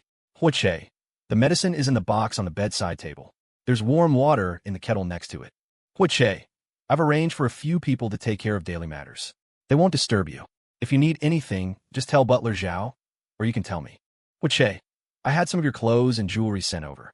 When you wake up, remember to pick some out, or just keep them all. Don't be polite. Hoche, remember to eat. He had sent 4 messages, all from 3 hours ago. It seemed he had also left late today. Mang Shu replied with a received rabbit emoji, went back, and took the morning after pill from the box on the bedside table. She also found a note inside. It was a handwritten promise from Hoche. Just this once, I promise I'll use a condom properly in the future. He had even signed his name. Hoche's handwriting was like him, a very personal style of cursive, with a hint of madness. Mang Shu smiled, put the note back in the box, took the pill, and went downstairs. When she reached the first-floor hall, Butler Xiao immediately came to greet her. Good afternoon, madam. I am Butler Xiao, newly assigned by the master. Butler Xiao introduced the new maids and cook while leading Mang Shu to the dining room. A maid brought out warm food, and Butler Xiao explained, this food was just prepared half an hour ago. The master instructed that a new meal be prepared every 2 hours, and if madam doesn't come down to eat, it should be remade. Thank you all for your trouble in the future. Mang Shu ate slowly and methodically. After she was full, the last bit of discomfort on her body also disappeared. Butler Xiao had the delivered clothes, shoes, bags, and various accessories displayed in the main hall for Mang Shu to choose from. Mang Shu, who had never been fond of complex designs, returned more than half, keeping only a few. Hoche had already made arrangements for new items to be sent for her selection every month. It was clear that Hoche was trying his best to manage this marriage with care. As the maids carried the items she had chosen upstairs, Mang Shu also took a tour of the front and backyards to get a general idea of the courtyard's environment. Just then, Hoche called. As soon as she picked up, she heard him ask, have you eaten? Mang Shu replied, yes, I've also picked out some clothes, shoes, bags, and jewelry. Hoche said, keep more, you don't have to save me money. Mang Shu laughed, I know you're not short on my trifles. I just picked a few things I like. Hearing her laugh, Hoche's voice also relaxed a bit. When you've rested well, I'll take you shopping to pick out more things you like. Mang Shu, I'll take that as you asking me out. Hoche admitted, yes, I'm asking you out shopping. Will you grant me the honor? Mang Shu, fine. My assistant is almost here. I need to go out for a bit. Hoche asked, you've been on a business trip for so long. Don't you want to rest some more? Mang Shu, I need to take care of something. I might have dinner at the Pays tonight, so you don't have to wait for me. The other end of the line was silent for a few seconds before Hoche asked for her opinion. Why don't I go to the Pays with you? After finishing the call with Hoche, Mang Shu walked outside and saw Butler Xiao walking quickly towards her. Madam, a gentleman is here. He says he's your assistant. Mang Shu said to Butler Xiao as she walked out. Hoche and I won't be back for dinner tonight. You don't need to prepare our meal. Yes, madam. Wanhai Group. Everyone who saw Mang Shu would respectfully address her as Second Miss. Although the Second Miss had no position at Wanhai, the young master had long ago instructed that the Second Miss would eventually join Wanhai. The elevator went straight to the top floor. Mang Shu stopped as she passed the secretary's office. Is your president Pei in? President Pei is with a guest. Shall I contact him for you, second miss? Mang Shu nodded. You can. The secretary called Pei Jinhuai's phone, then led Mang Shu into the president's office and served fine tea. President Pei will be a while longer. Please wait a moment, second miss. Pei Jinhuai, the president of Wanhai Group, was the young master of the Pei family and Mang Shu's half-brother. At first, everyone in the company gossiped that this young Master Pei would definitely target and suppress this half-sister who appeared out of nowhere. But to their surprise, President Pei then ordered everyone in the company not to gossip. This led to the situation where everyone respectfully addressed Mang Shu as second miss whenever she appeared. Mang Shu sat for about 10 minutes before Pei Jinhuai returned. As soon as he entered, Pei Jinhuai asked, "Are you already living with Hoche?" Faced with the question, Mang Shu admitted directly, "If we don't live together after getting married, people will laugh at us." Hearing this answer, Pei Jinhuai paused his steps. He stared at Mang Shu for a few seconds before starting to walk again, saying, "Hoche is a bit crazy, known for being a love-struck fool with only his white moonlight in his head. I don't believe he can make a clean break with Miss Ya. You need to keep a close eye on him." "He's a pretty good person," Mang Shu replied faintly, frighteningly calm. Pei Jinhuai was surprised again, his gaze shifting to her. "You just came back yesterday, and you're already defending him today. Did you have a crush on him for a long time?" "It's not that exaggerated." Mang Shu didn't want to discuss Hoche with Pei Jinhuai any further and got to the point. "After careful consideration, I've decided not to join Wanhai. Don't try to persuade me again. Do you think the position I offered you is too low?" Pei Jinhuai walked over and sat on the sofa opposite her. "Vice President, parachuted in, that's not low." Mang Shu took a sip of tea and shook her head. "I already have a lot on my plate and now I'm married. I don't want all my time to be consumed by work, leaving no fun in life." "Then why don't you hand over your work on that side?" Pei Jinhuai retorted, referring to her stepfather's side. Mang Shu was speechless. "Brother, you're being unreasonable now. That side is a father, and this side isn't." Pei Jinhuai continued to retort. Seeing her unwilling to speak, Pei Jinhuai added, "Dad asked me to do some ideological work on you. If you're not willing, go tell Dad yourself. He already feels he owes you. I don't owe you anything." "Fine, I'll go tell him myself." Mang Shu stood up to leave, so decisively it could drive a person mad. Pei Jinhuai stopped her. "When are you planning to have the Pei and Hua family sit down and talk? You just got married on a whim. Did Hoche deliver on his promise of a 5-fold betrothal gift? And what's the Hua family's attitude? If the Hua family had any issue with Mang Shu's birth, who knows how Pei Guangyan would react?" This time, his father was determined to crush the He family, all because Xingyi had bullied Mang Shu too much. Mang Shu said, "Hoche is coming to the Pei family with me tonight. I've already sent a message to the family in advance." Hearing this, Pei Jinhuai's interest was piqued. "Perfect, I'll get to meet him." Mang Shu raised an eyebrow. "You've been in Kyoto for 30 years and haven't met him? Kyoto is so big. Hoche and I have a large age gap and are not in the same social circle. In my eyes, he's just a little kid. I do occasionally run into his older brother, Hua Chung, at cocktail parties. This city was so large, and the 4 major families each had their own areas of development. The circles people maintained and socialized and were different, so it was normal not to meet." "All right then, just don't make him uncomfortable," Mang Shu said, using the back of her hand to nudge Pei Jinhuai's arm, telling him to move. "Wait a minute." Pei Jinhuai reached out and grabbed her arm. "Dad asked me to find out something from you." Mang Shu looked up, and before he could speak, she said directly, "If they want to come, they should meet with the Hua family separately. They are all your elders. Why not arrange for them to meet the Hua family together?" Pei Jinhuai suggested. Mang Shu smiled. "Do you think the scene will be pleasant if my stepfather and your father meet?" Without letting Pei Jinhuai speak, Mang Shu added, "Or do you want my mother to stand in the middle and make a choice? This is indeed awkward. I'll do some ideological work on Dad." Pei Jinhuai rubbed his nose. For the last wedding with the He family, Mang Shu's mother and stepfather had suddenly said they weren't coming. It was likely that Mang Shu had told them the wedding would be ruined, so they didn't come to Kyoto to watch the spectacle.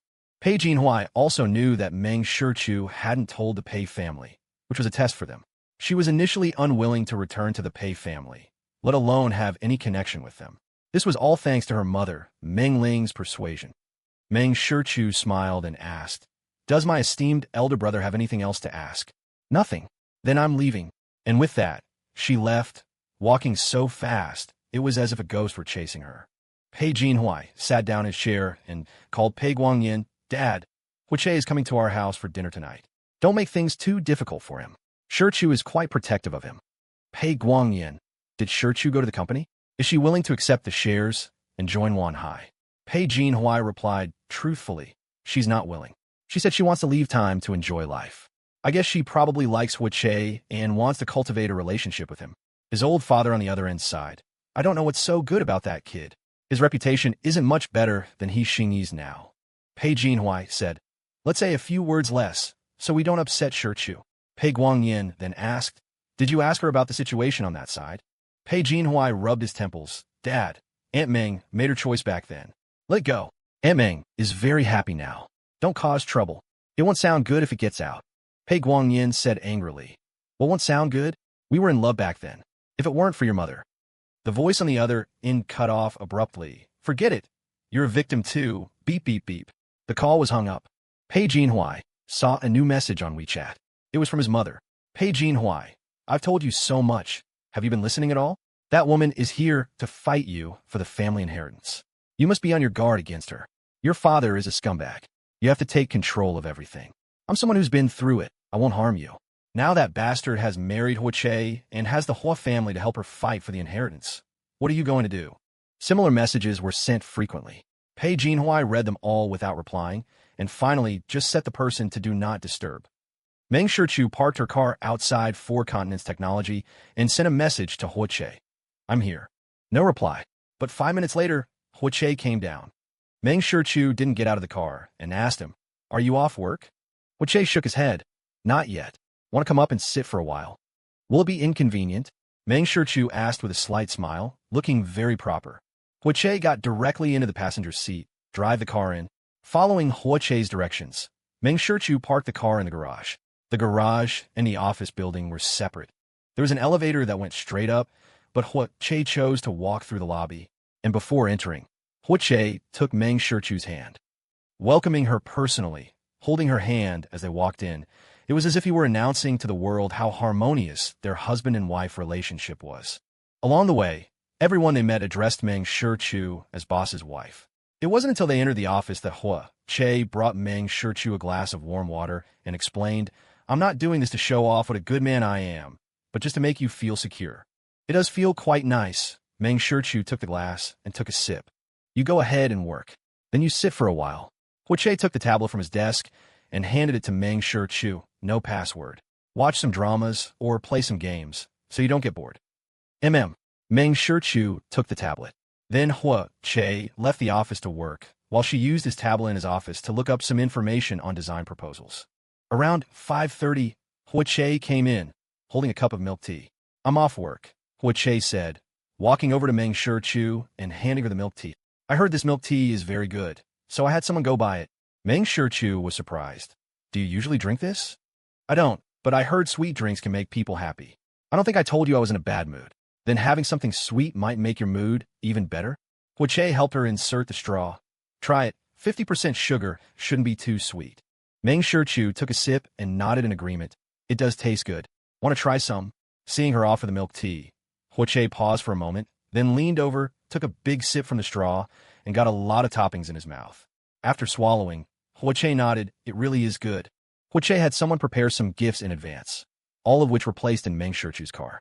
You bought too much, Mang Shu said. In fact, she had also had some gifts prepared for the whole family, but not this many. Of course, they were not cheap either. But Hoche said, it's my first time meeting my father-in-law. I still think it's too little. You're adapting to the role of a husband quite well. Mang Shu couldn't help but tease, a faint smile on her face. Hoche stood up straight and stared at Mang Shu. I propose to you openly and honestly. Shouldn't I be responsible for you? Seeing her just smile without a word, Hoche took the milk tea from her hand, took another sip, and then asked her, you haven't had any since I drank from it. Are you disgusted by me? We've already kissed. What is there about you that I could be disgusted by? Mang Shu took the milk tea cup back and handed in the car keys. Are you driving? I should. Hoche took the keys readily. He didn't go straight to the driver's seat, but opened the passenger door for Mang Shu. Madam, please get in. He was very open and generous, and Mang Shu was not a shy person either, getting directly into the car. The car parked in the Pei family's garage. As they got out, they saw Pei Guangyin and Pei Jinhuai walking over. They first greeted Mang Shu, then paid attention to Hoche. Hoche was very enthusiastic, calling Dad and Big Brother smoothly. As the saying goes, you don't hit a smiling face, and Hoche had brought so many gifts. Pei Guangyin and Pei Jinhuai were also quite polite to Hoche, always smiling. As they were chatting in the living room after the servants served tea, the butler suddenly came in. The He family is here again. The smile on Pei Guangyin's face instantly disappeared. There's nothing to discuss. Why are they here again? The butler knew Pei Guangyin's attitude was because Xiain had almost hurt Mang Shu at the airport, so he lowered his voice and asked Pei Guangyin, "Mrs. at home. Should we see what she says?" Pei Guangyin was silent for a few seconds before letting someone bring the He family in. His daughter's matter should indeed be decided by her. Soon they came in. The visitor was Xiain's mother. Mrs. He was carrying expensive red wine and valuable medicinal herbs. Seeing Mang Shu was also there, Mrs. He's eyes immediately turned red as she came to her. Shu, Auntie is begging you to save Xiain. It's not easy for him either. That Tang Hui committed suicide. He didn't mean to hurt you. Mrs. He knelt directly in front of Mang Shu. With the He family's downfall, he was her only son. Her husband had torn all ties with her and completely ignored Xiain. If she didn't find a way to save her son, Xiain would definitely go to jail. She had learned about what happened yesterday. Xiain, who was about to go abroad, ran into Mang Shu at the airport and thought of the deceased Tang Hui. The family's downfall and the death of his lover made him attack Mang Shu. Xiain was not in his right mind at that time. He was just too sad to do that. I know you weren't hurt, and little Hua wasn't seriously injured either. Auntie begs you, let Xiain go this time. I promise you, he will never appear in front of you again. Mrs. He pleaded with tears streaming down her face, her attitude sincere. Before Mang Shu could respond, Pei Jinhuai walked over. Mrs. You come here and kneel down, threatening people in my house. You've gone too far. His voice was icy, with obvious displeasure. Pei Guangyin on the side also had a stern face, clearly unhappy with Mrs. He's actions. An elder kneeling to a junior was both a great dishonor and an invisible threat. Jinhuai, get her out. Pei Guangyin growled, holding back his anger because Mang Shu was present. The He family had raised a son who turned out to be gay, and now he was causing trouble for his daughter, whom he had just found. He deserved to be punished by heaven. Hoche saw Mang Shu calmly, sipping her tea, unaffected, and couldn't help but admire her in his heart. Mang Shu was indeed different from many women he had met. She had a calm and steady demeanor that wouldn't change even if the sky were falling. That poise and elegance only amplified her powerful, take-charge vibe, like a queen on her throne, completely fearless. Pei Jinhuai ordered the servants to remove Mrs. But she grabbed Mang Shu's leg. Shu, and he was also very good to you in the past. You can't be ungrateful. Everyone makes mistakes. You can't sentence someone to death just because they made a mistake. That's too unfair to Xiain. Pei Jinhuai was furious. Drag her out now, or are you waiting for me to do it myself? The servants forcibly pulled Mrs. He away, but her crying and shouting only grew louder. Mrs. Mang Shu suddenly spoke. Mrs. He thought Mang Shu had softened and immediately became gentle. Shu, Annie knew you were kind-hearted. Don't flatter me. Mang Shu interrupted Mrs. I don't have any other intentions, nor will I help Xiain. I just want to say that this whole thing has been fair from beginning to end. When Xiain calculatedly and ostentatiously proposed to me, that was the cause he sowed. The predicament the He family is in now is the consequence he should bear. His madness at the airport yesterday was also a cause he sowed. Going to court and jail is also a deserved consequence. There is no unfairness to him. Mrs. He was stunned. She thought Mang Shu had softened, but she said such words. No, Xiain, he is not innocent. This time, it was Hoche who cut off Mrs.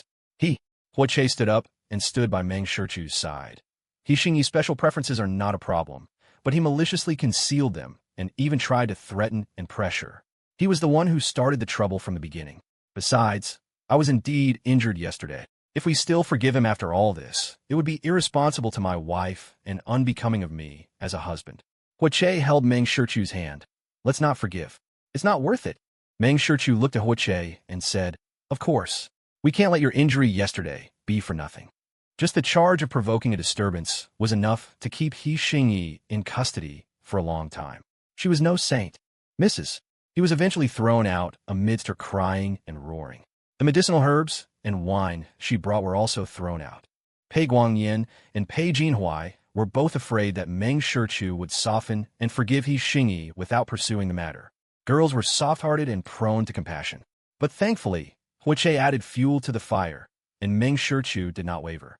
Soft-hearted people are easily taken advantage of. Only by distinguishing between good and evil and adhering to principles can one avoid being bullied. The atmosphere at the Pei family's dinner was very harmonious. Hoche truly felt how much Pei Guangyin doted on Mang Shu. The guilt and sense of debt made him want to compensate her with everything he had. Not only was Pei Guangyin gentle with Mang Shu, but even Pei Jinhuai was extremely good to her. Hoche found it very strange. Logically, Mang Shu was an illegitimate daughter. As the legitimate young master, Pei Jinhuai should be very disgusted and dislike this half-sister. It seemed that Pei Jinhuai was a very generous person. After dinner, Mang Shu took Hoche for a walk to aid digestion. They strolled under the silvery moonlight, their fingers intertwined. Mang Shu suddenly spoke. "Is there something you want to ask?" "I'm afraid the question might be a bit offensive. About my father and my mother?" Mang Shu felt she had guessed correctly. Hoche nodded. "I see that Big Brother is also very good to you, not like he's faking it. I guess anyone who sees him like this with me would have the same question as you." Mang Shu paused for a moment and continued. "He feels he owes me." They stayed overnight at the Pei family's house, but the Pei family did not arrange for Mang Shu and Hoche to stay in separate rooms. Although he had no experience with marriage, Hoche still knew some of the rules. A husband and wife are not supposed to stay together in the wife's family home, as it is believed to affect their financial luck. The wealthier the family, the more they believe in such things as feng shui and financial luck. Why would a family as large and established as the Pei family make such arrangements? Faced with Hoche's confusion, Mang Shu said, "They are testing my relationship with you." Mang Shu paused for a moment, then added, "Of course, besides trying to please me, they are also relatively materialistic and don't believe in superstitions much." "Why don't you find me another room then?" Hoche suggested. After all, this was the Pei family, and they should be mindful of certain things. "You sleep in my room, I'll go to the room next door." Mang Shu brought Hoche new toiletries and pajamas. "You can use anything in the bathroom, it's all new." "Do you not usually live here?" The room felt very new and fragrant to Hoche. It was as if it had just been decorated. Mang Shu shook her head. "I prefer peace and quiet." When she came to Kyoto, her stepfather had bought her a detached villa. She was also quite independent, so she mostly lived by herself. The Pei family respected her opinion and did not stop her. Hearing this, Hoche suddenly wondered if the many people he had sent to their courtyard would make Mang Shu uncomfortable. So he said, "Should I have some of the people at our place leave?" "It's fine. We'll make you feel uncomfortable with so many people around." Mang Shu shook her head. "You are different from them." Mang Shu said, "You are my husband. If there are no accidents, we will spend our lives together. A life for two people should be a bit lively. Those people are just there to work, they won't affect me." As for the Pei family, one was her biological father, the other her half-brother. They had never appeared in her life before, so she felt a bit awkward emotionally. In the end, her identity in the Pei family was special. Pei Guangyin and Pei Jinhuai always felt they owed her and wanted to compensate her, so they were always careful to please her, which made her feel uneasy. It was naturally different with Hoche. It was a business marriage with no emotional foundation. To cultivate feelings, they would naturally give and take from each other. The future alliance between the two families was also a mutual relationship.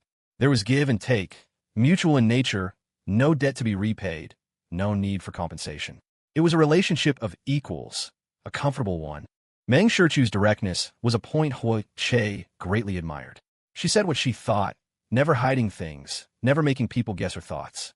She would use the simplest way to let you understand her ideas. Effective communication, it was very comfortable to be with her.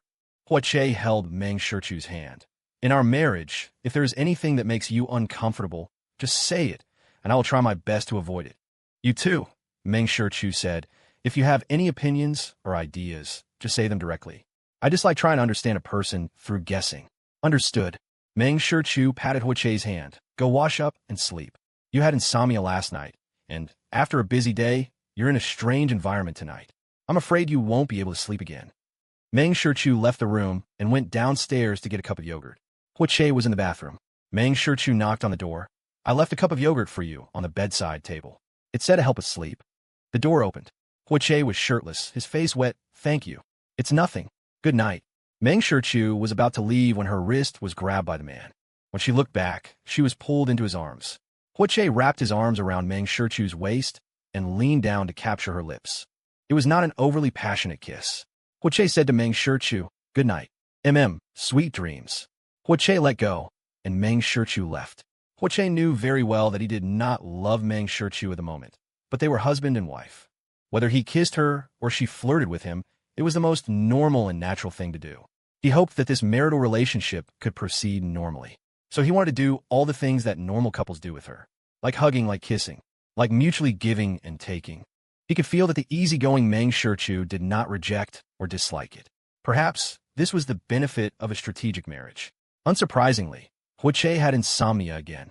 He was very tired, his brain felt like mush, but the environment was unfamiliar, and the surrounding smells were also unfamiliar, making it impossible to sleep. Unable to sleep, he got up and went downstairs to admire the moon. And he was not the only one who couldn't sleep. Pei Guangyin was sitting under a flower trellis. Seeing Hoche walk out, he asked, "Can't sleep because you're alone, or because you're in a strange environment?" "Dad." Hoche walked over. "Why are you still up?" "I want to watch the stars and the moon." Pei Guangyin pointed to the chair opposite him. "Sit, have some soup." The electric kettle on the table was brewing fruit tea, the fresh scent of fruit filling the air. Hoche sat down and explained, "Shu only came back yesterday. I've only just started interacting with her, so I'm not quite used to it yet." The word temporarily also expressed his attitude. It wouldn't always be like this. Pei Guangyin took out a cup and poured some fruit tea for Hoche. He stared at the young man and asked, "Hoche, have you made a clean break with that girl surnamed Xia?" Pei Guangyin asked very seriously, staring at Hoche under the light, waiting for an answer. "A clean break," Hoche replied without any hesitation, his answer firm. Hearing this, Pei Guangyin said, "Actually, I don't really believe it, and Jinhui doesn't believe you either." "Dad, don't be nervous." Pei Guangyin raised his hand to stop him. "Shu has a strange personality. She has no desires and is very easygoing, as if anything is fine. I don't think she really likes you that much." "Ooh, okay." He didn't know what his father-in-law was trying to express. Pei Guangyin took a sip of tea, his voice solemn as he said, "Hoche, do not bully my daughter. You probably don't want to know what a father who owes his daughter will do for her." He had only known he had this daughter for less than a year, and it had been difficult to get her to come back. The daughter was raised very well. Her mother, her stepfather, and the people around her were all excellent and treated her very well. He, the biological father, seemed redundant, and the guilt in his heart was magnified. Hoche nodded. "Dad, rest assured I will not let Shu down. She has a very good personality and is very outstanding. It's only a matter of time before I fall in love with her." He did not doubt that he would eventually fall in love with Mang Shu because he had already seen her unique charm. As for love, just leave it to time, and it will give the best answer. Hoche's attitude made Pei Guangyin look at him more favorably. "I will remember your words. Don't break your promise." "I won't." The two drank tea and chatted, talking about Mang Shu, about business, about astronomy. As the night grew deeper and the moonlight hid behind the clouds, Pei Guangyin suddenly said, "In this life, it is so difficult to meet someone you deeply love." Hoche replied, "It's all fate." It was fate that Pei Guangyin and Meng Ling were not meant to be. It was fate that he was reborn, and it was fate that made him, in a drunken stupor, brave enough to propose to Mang Shu. Or perhaps it was all just a dream, not a rebirth, just fate telling him not to force things, but to meet another wonderful girl. At this moment, he firmly believed in that so-called fate. The next morning, after breakfast, Hoche and Mang Shu were about to leave for their companies. Pei Guangyin called out to Hoche and handed him a huge red envelope. Hoche hadn't received a red envelope in many years and felt it was a bit inappropriate, quickly looking toward Mang Shu. But it was Pei Guangyin who spoke first. "Take it. I've temporarily approved of you as my son-in-law." "Thank you, Dad," Hoche said, accepting it with both hands. "Treat Shu well," Pei Guangyin instructed, then turned to Mang Shu. "I won't force you to join Wanhai if you don't want to, but you must accept the 5% of shares. It's your dowry from Dad. Don't refuse again, or you'll make Dad sad." Mang Shu was silent for a moment, then nodded.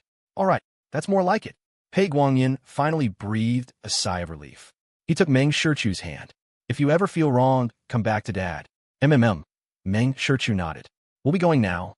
I'll arrange the meeting with the Hoche family in a couple of days. Good. Pei Guangyan had no objections.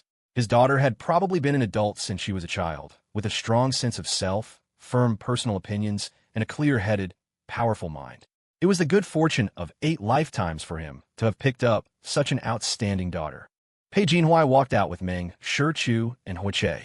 Before they got in the car, he reminded Mang Shu, when you have time, remember to come and handle the procedures. Got it. Mang Shu waved. We're off. Hoche drove, first taking Mang Shu to her company. Lin Shin Design was Mang Shu's own company. She had established a studio at 18 and, with her stepfather's support, founded the company at 20. It was already gaining some renown in the industry.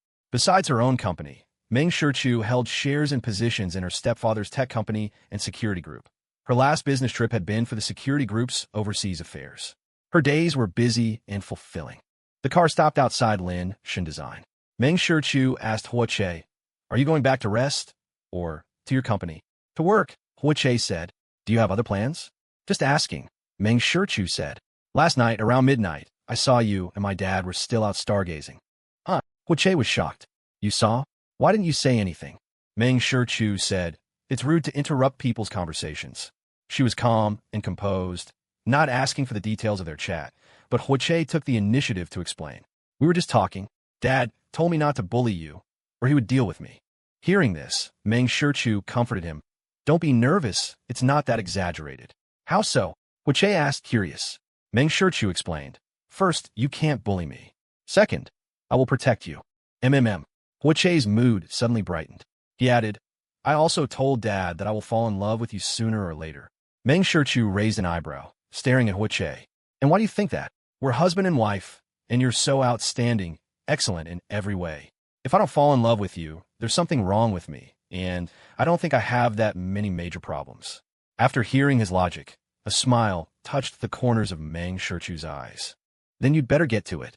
If you really do fall in love with me in the future, you must tell me. I'll celebrate for you." "What about you?" Hoche asked in return.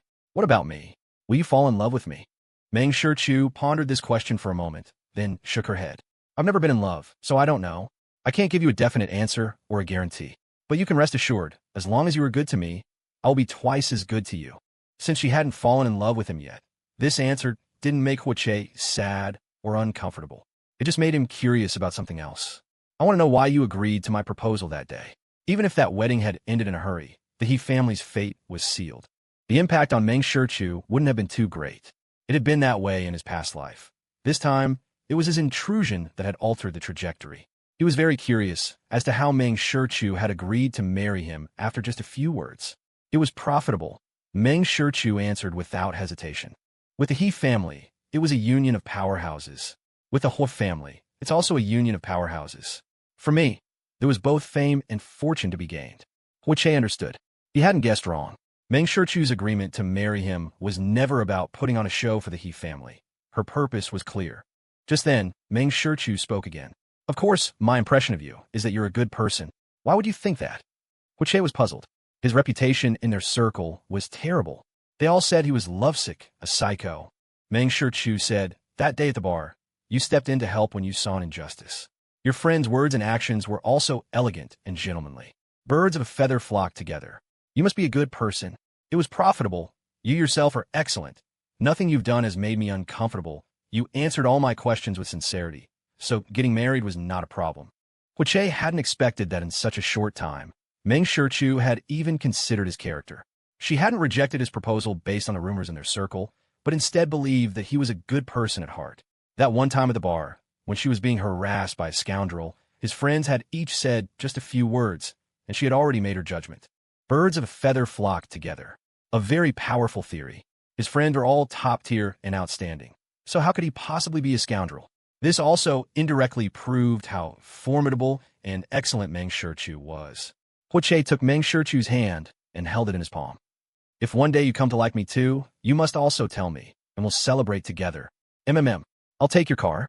I'll come pick you up after work." Hoche lowered his head, and a kiss landed on the back of Mang Shu's hand. After 2 consecutive nights with little to no sleep, Hoche's mental state was at its absolute worst. He downed several cups of coffee, forcing himself to work. Hoche called, telling him to come to Rongshan for a meeting. As soon as they met, Hoche asked, "Were you out stealing cows last night? How did your dark circles get so bad?" Hoche held up 2 fingers. "Brother, I haven't slept for 2 nights, and I still have to work during the day. Whatever meeting this is, let's get it over with." Hearing no response from Hoche turned to see his brother staring at him with an inscrutable expression, his eyes full of meaning. Realizing immediately that Hoche had gotten the wrong idea, Hoche said, "I'm just not used to living with someone else, and I was at the Pays last night. That's why I didn't sleep well." Hoche reined in his shocked expression and asked, "You've already visited the Pei family. Where you bring her home? Let's wait, at least until I'm well rested." By the time the meeting was over, it was already noon. Hoche picked up his phone and sent a message to Mang Shu. "Have you eaten?" Mang Shu. "No." Hoche. "Still busy with work?" Mang Shu. "Yeah, handling some more transitions." Hoche. "You need to eat on time." Mang Shu. You too. If you can't take it, go home and rest. Your health is your most important asset." Okay. Arriving at Rongshan's cafeteria, Hoche had just taken a bite when he picked up his phone again and sent a message to his assistant. Towards the end of her video call with her stepfather, Mang Shu suddenly said, "Dad, I need to hand off the work I have on hand." The man on the other side of the screen was wearing a pair of glasses. He looked up at the camera upon hearing Mang Shu's words, as if he could see her from thousands of miles away.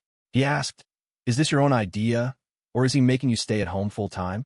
The man's tone carried a hint of anger in that last sentence. Mang Shu explained, "I need some extra time to enjoy life. Hoche wants to cultivate our relationship, and I plan to give it a try." The man's expression on the screen relaxed slightly. "Fine, but don't lose your senses over feelings. Marriage can be a necessity for you, but love might not be." Mang Shu nodded. "I know. For this meeting with the whole family, you guys should still come." The man took off his glasses. "Arrange the time and let me know.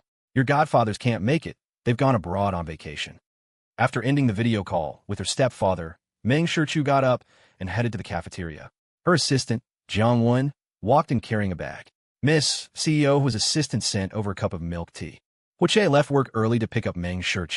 He had already called her before entering the lobby. "I'm downstairs. What floor are you on?" Mang Shu's voice came through the phone. "7th floor. Come on up. I'll wait for you at the elevator." Linshan Design wasn't originally based in Kyoto. It was because Mang Shu had come to Kyoto that she had rented office space here and opened a branch office. The moment Hoche stepped out of the elevator, he saw Mang Shu. He handed her the box in his hand. "I brought you a small cake." "Thank you." Mang Shu led Hoche toward her office. "It's perfect timing. The gift I prepared for you has also arrived." Hoche was very surprised. Mang Shu had actually prepared a gift for him too. There were other people in the office. As soon as they entered, Mang Shu took the initiative to introduce him. "This is my husband, Hoche. Good afternoon, Mr. Whoa. Hello, young master. Hello, CEO. Hello, everyone." Hoche nodded in response, while Mang Shu had already retrieved a bag from her desk and handed it to him. Inside the box was a watch, a custom piece, and a model from a renowned designer. Just holding it, he could tell it was incredibly valuable. Hoche took off the watch on his wrist and put on the one Mang Shu had given him. He genuinely liked it. He held out his hand and asked Mang Shu, "How does it look? Am I worthy of it?" "It's handsome," Mang Shu said. The other people who were about to leave the office also chimed in. "The boss's great taste. Mr. Who looks handsome. Breathtakingly so, a match made in heaven." They had already walked out the door as they spoke, seemingly praising the watch, but also praising the person. Hoche's heart was touched, but he also felt a bit flustered by their words, his ears turning hot and red. He covered it up with an awkward laugh. "The people under you are quite lively. If you're uncomfortable, I'll tell them not to talk like that next time." "It's fine, no need to stop them." Hoche put away his old watch as he spoke. "I've already met your friends the day before the wedding. I'd like to introduce you to my friends. How about we have dinner together tonight?" "Tonight, If you have no objections, I'll call them." Mang Shu placed the organized files together. "I'm free, if your friends have time." "They're all free." As he spoke, Hoche took out his phone and sent a message in their group chat. "Hoche, I'm hosting tonight. Dinner at Linyuan Hotel. Duan Xiao. Such a formal hotel for dinner. What's the big occasion?" "Hoche, I'm bringing my family." The group chat went silent for a few seconds. Lu Jing and Chung Yushio sent messages almost simultaneously. "What time?" At 6:30, Hoche drove to Linyuan Hotel, holding Mang Shu's hand as they entered. A waiter led them to their reserved private room. Cheng Yuxiu and Lu Jing had already arrived. Only Duan Xiao was missing. After Hoche made the introductions, Cheng Yuxiu and Lu Jing presented their gifts. Happy wedding. May you have a long and happy life together. Then I won't be polite. Hoche accepted them readily. Not long after, Duan Xiao also arrived, likewise bearing a hefty gift. Hoche's purpose was simply to introduce Mang Shu to his friends. During the meal, the conversation never strayed far. Mang Shu and Hoche, the newlyweds, were always at the center of the topic. Mang Shu didn't feel isolated, nor did she feel like she couldn't fit in. When Mang Shu said she wouldn't be drinking, not a single person tried to persuade her. Cheng Yuxiu even had someone bring her a hot beverage. They were a very easygoing group of people. Just like that brief encounter at the bar, although they had each probably only said one sentence, it was clear they were gentlemen of great knowledge and refinement. Birds of a feather flocked together. There was no falsehood in that saying. The meal ended before 9. Hoche asked them if they wanted to go sing, since he was the host today. Let's skip it for today, maybe next time, Lu Jing said. I have guests at home tonight. I have to get back. See you later, brother. See you, Shu. Cheng Yuxiu didn't give a reason, simply bidding farewell. Until we meet again, you two.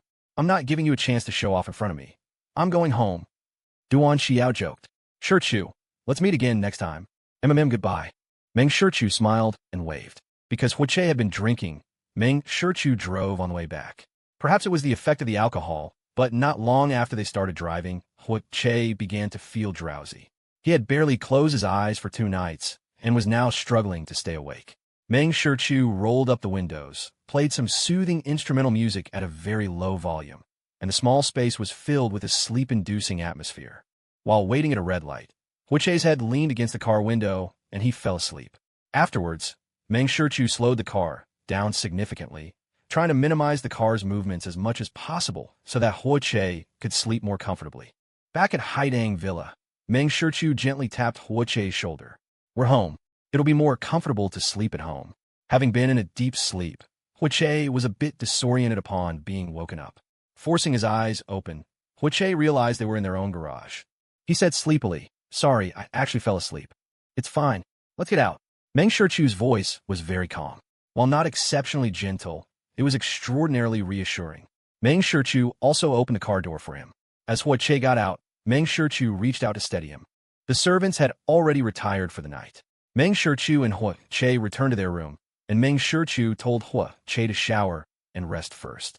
Hoche asked, Do you still have work to do? Mang Shu, being a workaholic, was a stereotype of her. No, you go wash up and sleep first. I'll sleep in the room next door. Hearing this, Hoche frowned. Then he heard Mang Shu say, It's not a solution for you to keep sleeping poorly. Your health is important. No need. Hoche shook his head. We can't always have you or me sleeping next door. We have to get used to it sooner or later. Forced adaptation wasn't a bad method. Mang Shu said, Prolonged lack of sleep is very harmful to your body. I know what I'm doing, Hoche said, wrapping his arms around Mang Shu's waist, pulling her close. He squinted and asked, Can we do it tonight? He hadn't been thinking about it intentionally. He didn't even have the thought before they walked in the door. But at this very moment, with his wife before him, her unique scent wafting around them like a catalyst, the idea suddenly came to him. Mang Shu shook her head. No. Not expecting the previously very passionate Mang Shu to refuse, Hoche pressed his lips together and fell silent for a few seconds, not forcing the issue. All right. Because they were pressed so closely together, Mang Shu could feel Hoche's fiery desire. Period, she said, hooking her arm through Hoche's. It must be the medication. It came a few days early. Hoche froze for a moment, then it dawned on him. No wonder Mang Shu had drunk alcohol on their wedding day, but had politely declined today, sticking to hot drinks. It was his fault for not noticing. Just 2 nights without sleep, and his brain was already slowing down. Are you feeling uncomfortable at all? Hoche asked with concern. Some girls have a really hard time during their period. Mang Shu shook her head. I'm one of the lucky ones. I don't feel any discomfort at all. Hoche nodded, then heard Mang Shu's voice again. If you really want to, I can help you. Suddenly, her hand moved downwards. Hoche felt as if his face had been roasted over a fire, searing hot. It must have been completely red. He grabbed Mang Shu's hands. I'm sorry. I'll control myself next time. No need, Mang Shu said, shaking her head. I've always believed that a husband and wife should be direct about their needs, without restraint or reservation. Our relationship is both reasonable and legal. Marriage was also meant to properly and reasonably satisfy physical needs. Wanting to do, it was wanting to do it. She had never been one to say the opposite of what she meant. Hoche felt a warmth spread through his heart. He kissed Mang Shu's forehead. When you're done, I promise I'll make you feel good. Perhaps it was because he was truly exhausted, or perhaps because his heart was at ease, having already accepted his new wife to a great extent and let his guard down. Hoche slept very soundly that night. When he woke up the next morning, Mang Shu was already gone from his side. After washing up and getting dressed, Hoche went downstairs and asked Butler Xiao, "Has Shu already left?" Butler Xiao replied, "Yes, Madam said before she left that you didn't sleep well at the Pays last night and that you need to get enough sleep to replenish your energy, so she told us not to go up and disturb you." During his meal, a smile constantly played on Hoche's lips. So, what was not to like about a life like this? They took care of each other, both trying their best to maintain this relationship. This was probably a true reflection of a healthy marriage. Even if there were no feelings yet, with time, it was inevitable that they would develop. On his way to work, Hoche saw a flower shop and had his assistant pull over. Hoche chose a bouquet of the most vibrant yellow roses. Yellow roses were his favorite flower because their language was of luck and blessings. Besides that, yellow roses also represented anticipation and longing for love. At Lin Shin Design, Mang Shu was meeting with a client. This client was somewhat special. He was a man her husband's white moonlight was in love with. Seeing Mang Shu close the file, Su Zizhou asked expectantly, "CEO Meng, what do you think? Are you interested?" The next second, he saw Mang Shu push the file back towards him. "This project is quite good, but I'm not very interested." "Why? Didn't you just say the project was good, CEO Meng?" The expression on Su Zizhou's face froze. Xiain had told him to see Mang Shu, saying that Mang Shu would definitely cooperate with him, and that this project would make the Su Corporation a huge profit. He hadn't believed it at first. This was Hoche's wife. Hoche had already drawn a clear line with Xiain, so how could his wife, Mang Shu, possibly cooperate with him? But Xiain had been so certain that he had no choice but to bite the bullet and come seeking cooperation. Mang Shu said politely, "CEO Su, please see yourself out. CEO Meng, if we cooperate, I can offer a better price." Before Su Zizhou could finish, Mang Shu had already stood up. "Jiangwan, see our guest out." Mang Shu left the meeting room directly, and Su Zizhou was escorted out by her assistant, Jiangwan. Back in her office, Mang Shu saw a large bouquet of yellow roses on her desk and asked, "Who sent these?" Her assistant, Jiangwu, replied. CEO Hu's assistant delivered them. Mang Shu had already spotted the card on the bouquet. It was in Hoche's handwriting, "Wishing you courage to forge ahead, fearless." It was signed, Hoche. Mang Shu didn't know if the smile on her lips had appeared when she saw the flowers or after she read the card. Holding the card in one hand and her phone in the other, with the card and its message in the foreground and the yellow roses as the background, she took a picture and posted it to her moments. The caption, he said. Only after posting did she see a post from Hoche in her moments. It was a picture of a hand, the highlight being the watch, with the caption, "For my wife." Mang Shu liked his post and commented with a yellow smiling emoji.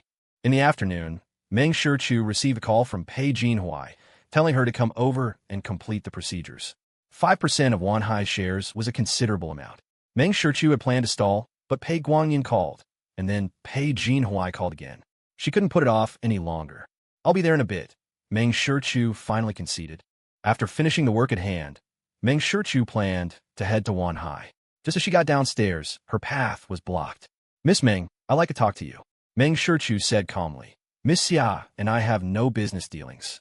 If you want to talk about the past grievances, romances, and dramas between you and my husband, I have no interest in knowing." After speaking, she glanced to the side, and Jiangwu immediately stepped forward. "Miss Xia, please leave." Xiain hadn't expected to be rebuffed by Mang Shu at their very first meeting. The feeling was as if she could never cross that class divide. "CEO Meng, I just want to talk to you. Why are you so flustered? Could it be that you resent me? Miss Xia, we are both women. Why must women make things difficult for each other? Do you even know what kind of person Hoche is? He's a pervert." Mang Shu walked up to Xiain. "Miss Xia, that's quite a heavy blow you've dealt. Why must women make things difficult for each other? What a heavy accusation to bear." Xiain said. You're unwilling to cooperate with the Su Corporation. Isn't it because of me and Hoche? I'm not familiar with you, nor with the Su Corporation.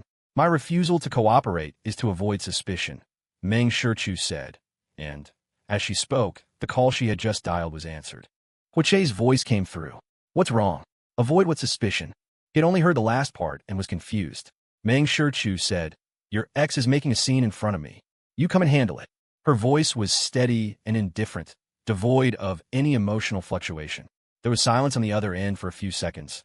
Then Hoche quickly said, I'm on my way. Mang Shu's action made Xiain's face change drastically. She exclaimed in shock. Miss Meng, I came to see you. What do you mean by calling Hoche over? Mang Shu retorted unhurriedly. The grievances are between you and Hoche. I don't know you well, so what do you mean by coming to find me? You're being completely unreasonable. Xiain was so angry she was about to turn and leave, but her path was blocked by Jiangwu. Unable to leave, Xiain turned to face Mang Shu. Miss Meng, get this straight. Before he married you, Hoche was constantly pestering me. He wanted me. He's your husband now, and you're actually letting him come see me? Mang Shu said nonchalantly. You can bring the grievances between you and him to my doorstep, so why can't I have him come and handle it? Xiain was at a loss for words, feeling as if she were punching cotton. She felt that Mang Shu's logic was flawed. In both her past life and this one, she had studied Mang Shu excessively. An illegitimate daughter who shouldn't have even come into this world. Why was she able to stand so high above everyone else? She wouldn't accept it. On one hand, she was madly jealous. On the other, she made this her goal. To stand higher than this illegitimate daughter was the goal she had set for herself. It was a pity she couldn't achieve it in her past life. Mang Shu had lived like a queen, while her own life had been ruined by Hoche. In this life, the man she hated most, Hoche, had just so happened to marry the woman she was most jealous of. It was melodramatic and absurd. Mang Shu didn't want to talk to Xiain, so she had Jiangwon and Jiangwu block her. Hoche arrived in a hurry, bypassing Xiain and going straight to Mang Shu. But before he could speak, Mang Shu spoke first. Handle this. If she comes to me again, I might not be able to save face for you. Hoche had hoped Mang Shu would stay with him, but she had to go to Wanhai, saying that Pei Jinhui was already waiting for her. After Mang Shu left, Hoche found a nearby tea house and chose a seat by the window in the main hall. Xiain sat across from him. Hoche poured himself a cup of tea and began to drink it on his own. Hoche, by doing this, are you trying to force me to surrender, or what? Why can't you just let me go? Xiain spoke first, in that on the verge of collapse state that Hoche had seen many times. Only now, looking at it again, his heart was completely devoid of ripples. I've already let you go. Hoche leaned back in his chair, his gaze lightly falling on Xiain's face. Just as Xiain was about to say something more, Hoche spoke again. Miss Xia, right now, it is you who are using various channels to attract my attention. When she couldn't appear before him herself, she went to find Mang Shu. That was truly crossing a line. Hoche cut her off, retorting, Is it me who won't let you go, or you who won't let me go? Ooh, okay. Miss Xia and I are not that close. Please call me CEO Hua, or Young Master Hua. Hoche's voice was laced with a calm indifference. You. With a crisp sound, Hoche placed his teacup heavily on the table, once again interrupting what Xiain wanted to say. I'm already married. For Miss Xia to repeatedly entangle herself with me, and even make a scene in front of my wife, is unbecoming. The light reminder felt more like a displeased warning. Her words repeatedly cut off. Xiain was left somewhat dazed. She stared blankly at the man across from her, and for a fleeting moment, it felt as if something had completely changed.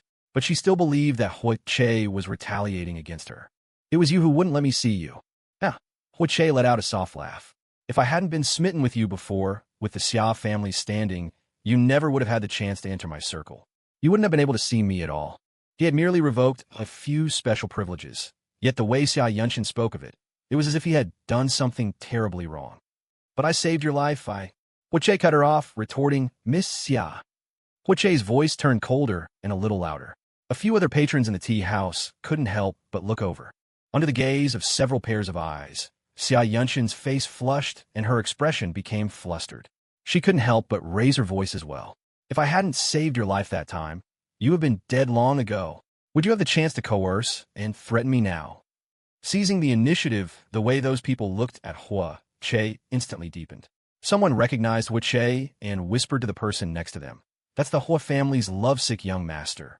He's already married and still pestering his ex. That's too much. He only acts so willfully because he's the Hoche family's young master. That girl must have saved an enemy. Hoche's reputation was known throughout their circle. At this moment, in the eyes of others, he was a cheating scumbag. Having turned the tables, a flicker of triumph flashed in Xia Yunshin's eyes.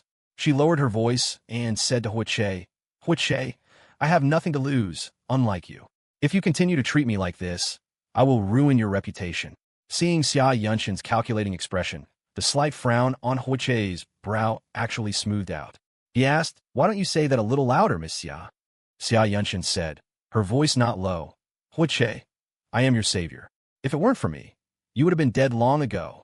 She deliberately said it for the surrounding people to hear. Others would make a fuss even when they were wrong. She was in the right, so why should she have to hold back? Hoche smiled and said, Yes, Miss Xia saved my life. But did I not offer compensation? Without giving Xia Yunshin a chance to speak, Hoche continued, From the very first day you saved me, I gave you money. I gave the Xia family resources for development. You even used my affection for you to take resources to help the man you like. Miss Xia, it's one thing for me to like you and help you, but why on earth should I have to help the man you like as well? Counting from the beginning, you've taken tens of millions, maybe even 100 million from me, haven't you? Do you need me to calculate the exact sum for you? Hoche didn't deliberately lower his voice. His questions were direct and blunt. Xia Yunshin's expression gradually turned ugly. She hadn't expected Hoche to say these things. Everyone around them had heard. She moved her lips and said, But I did save your life, Hoche asked, When you saved my life, did you suffer any loss from it? Xia Yunshin was stunned, unable to answer. Saving someone didn't cause any loss. You saved me with a simple act of kindness, and you called the hospital. I, in turn, gave you a reward of tens of millions. Is that still not enough to repay your life-saving grace? Hoche's continuous questioning made Xia Yunshin's eyes flicker. She opened her mouth, but couldn't say a word. But Hoche said, If we're really counting, I'm the one who lost out. For your life-saving grace. Not only did I give you money and resources, I also wanted to marry you. I pursued you in a high-profile manner. It was you who agreed to get engaged to me, only to back out at the last minute, leaving me without a fiancé at my own engagement party and ruining my reputation. Hoche had never liked to rehash old accounts, but Xia Yunshin was trapped in the collapse and hysteria of her past life, always feeling that he owed her. Hoche was unwilling to take the blame for this. You tricked me. You knew I didn't like you, yet you still forced me to get engaged to you. Hoche let out a cold laugh. Do I have to spell it out? You agreed to get engaged to me to get 30 million from me for Su Zizhou's development project, didn't you? The expression on Xia Yunshin's face stiffened. The moment you got the money, you turned your back on me, leaving me with nothing but empty joy. I lost money, ruined my engagement party, and sullied my name. You, on the other hand, became the victim of a forced love. Miss Xia, I didn't press the issue at the time because I genuinely liked you a lot. Later, I also let it go out of consideration for the life-saving grace you showed me. It was just that I had a lot of money and could afford the loss, and I didn't care much about my reputation back then. It doesn't mean I was brainless. Hoche's voice gradually became sharp. He had known these facts in his past life as well, but love can make people lose their senses, and it can also make them unwilling to dwell on things too much. Xia Yunshin's face could no longer be described as just pale and awkward. Her hands nervously gripped the edge of the table, her eyes fixed on Hoche, her expression a mix of fury and collapse, yet still held back by a thread of sanity, not completely breaking down. Hoche met her gaze and asked with a slight smile, Why have you stopped talking, Miss Xia? Xia Yunshin bit her lip, silent. There was nothing more to say. Perhaps Miss Xia has forgotten, but we signed an agreement to be all square. The agreement clearly stated what I did and didn't do during all those years of pursuing you. Hoche's voice was clear and slow. My feelings for you were genuine. I never forced you into a relationship. I never even held your hand without you disgustedly shaking it off. I never forced a kiss on you, nor did I force myself on you. I never harmed you physically or mentally. All our interactions were built on your willingness. My pestering of you was based on the fact that you were unmarried and I was unmarried. Xia Yunshin finally found her voice. But I don't like you, Hoche said. But the information your parents and your brother gave me was that the Xia family would not let you marry Su Zizhou. Xia Yunshin argued. They don't understand me. Hoche asked. Then why did you keep trying to get my attention? Giving me the illusion that with a little more effort, I could win you over. Xiain, I thought we could be friends. Absurd. Hoche scoffed. You knew I liked you, yet you wanted to be friends with me? Are you playing with me? That's exactly what I meant. Then she heard Hoche scoff again. I don't lack for friends, and I certainly don't need friends from a lower social class than the Hoche family. The sentence, I don't need friends from a lower social class than the Hoche family, landed in Xiain's ears like a harsh slap across the face. Hoche's words made it blatantly clear that, with the Xia family's background and status, they were simply not worthy of being friends with him, the young master of the Hoche family. It was direct and realistic. It sent a jolt through Xiain's heart. She thought of how Hoche had just told her to call him CEO Hua, or young master Hua. All this time, Hoche's deference and accommodation had made her forget the chasm that separated them. A chasm of class, of background, of power, even of knowledge and refinement. Neither she nor the Xia family could ever cross that class divide. The Hua family was one of the original 4 great families, and now one of the 3 great families. Xiain's face had already turned a stiff, expressionless white. But then Hoche spoke again. Weren't you just unwilling to let go of the background and resources I could provide? She wanted money. She wanted resources, so she couldn't bear to cut ties with him. And now that he had truly cut ties, Xiain couldn't sit still. Miss Xia, I no longer like you. I won't be revolving around you anymore. The life-saving grace has been sufficiently repaid with money and resources. As he spoke, Hoche rose from his chair, but he didn't leave immediately. You saved me once, and I gave your Xia family a net profit they couldn't have achieved in decades. One must learn to be content. If you continue to pester me, it will be considered demanding repayment for a favor. After speaking, Hoche picked up the teapot and filled Xiain's cup to the brim. I hope you won't go and make a scene in front of my wife again. You have done her no favors, and angering her will do you no good. Putting down the teapot, Hoche turned and walked away. Xiain shot up, rushing in front of Hoche and blocking his path. But it's a fact that you're retaliating against me. She spread her arms, fully escalating the scene for the other patrons to see this drama unfold. I was the one who wronged you, but you're retaliating against the Xia family and the Su family too. Now, many of our 2 families' projects have had their funding pulled, and many partners are not renewing their contracts. Isn't this all because you want revenge on me? Hoche, one person should bear the consequences of their actions. It was me who made you lose face, and in my past life, it was me who framed you. It's enough for you to target me. I'm begging you, don't hurt the Xia family, and don't hurt the Su family. They are innocent. Xiain had deeply loved Su Zizhou and knew what it was like to love someone. So, she could see that Hoche truly didn't like her anymore, not one bit. His eyes were cool and indifferent, not leaving her any face. Without love, the life-saving grace could no longer make him do anything for her. For such a Hoche to seek revenge on her would be as easy as flipping his hand. As Xiain spoke, she suddenly knelt before Hoche, her eyes red as she pleaded, "It was all my fault." The surrounding guests were stunned by this scene. Kneeling in public, that was a ruthless move. They had initially thought the lovesick young master Ho was pestering his ex, but it turned out the ex couldn't handle it after a meal ticket left and her former resources were gone. A classic case of wanting money, resources, and support, but not wanting to give anything in return. To want a lifetime of rewards based on a single life-saving act was just wishful thinking. The onlookers' eyes, as they looked at Xiain, now held a hint of disdain. Hoche stood there, looking down at Xiain, and said coldly, "Wake up, Miss Xia. My reputation is bad because I was lovesick and a simp. It has nothing to do with my character. The resources and money I gave you, I gave them willingly. I'm not asking for them back. Your family's current predicament is because I married someone who isn't you. Those people who were willing to cooperate with you to curry favor with me now know that pleasing you is no longer useful to me, so they're no longer willing to cooperate with the Xia family." The tragedies of his past life hadn't happened. He had no intention of taking revenge on anyone.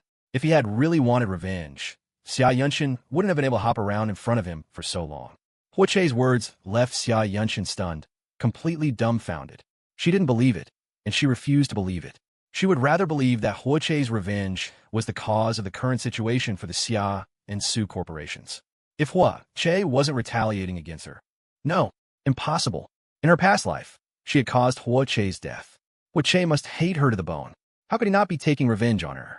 Xiain reached out and grabbed Hoche's trouser leg. "You're lying to me. I know you're the one who gave the word. You just hate me. It was me who harmed you. I'm not as idle as you think. Hoche took a step back, and Xiain fell prostrate on the ground. Hoche looked down at her without a trace of pity, then walked around her and left without stopping. As Hoche walked out the door, the tea house erupted in discussion. This Miss Xia's behavior is too ugly, isn't it? CEO Hui took back those special privileges, and she can't take it. It just shows how well CEO Hui used to treat her. This is probably what it feels like to fall from the clouds into the mud. Who's to blame? Back then, young Master Hui was head over heels for her, but she threw away someone who loved her so much. That's just how reality is. No one will wait for you forever. Demanding repayment for a favor. That's pretty disgusting. Xiain didn't know how she managed to walk out of the tea house. She went to the Su Corporation and saw Su Zizhou. How did it go? Did you see CEO Meng? What did she say? Su Zizhou's mind was only on the project. Currently, many of the Su Corporation's partners had fled, and several of their projects had stalled. He was very anxious, seeking cooperation everywhere, only to be rejected.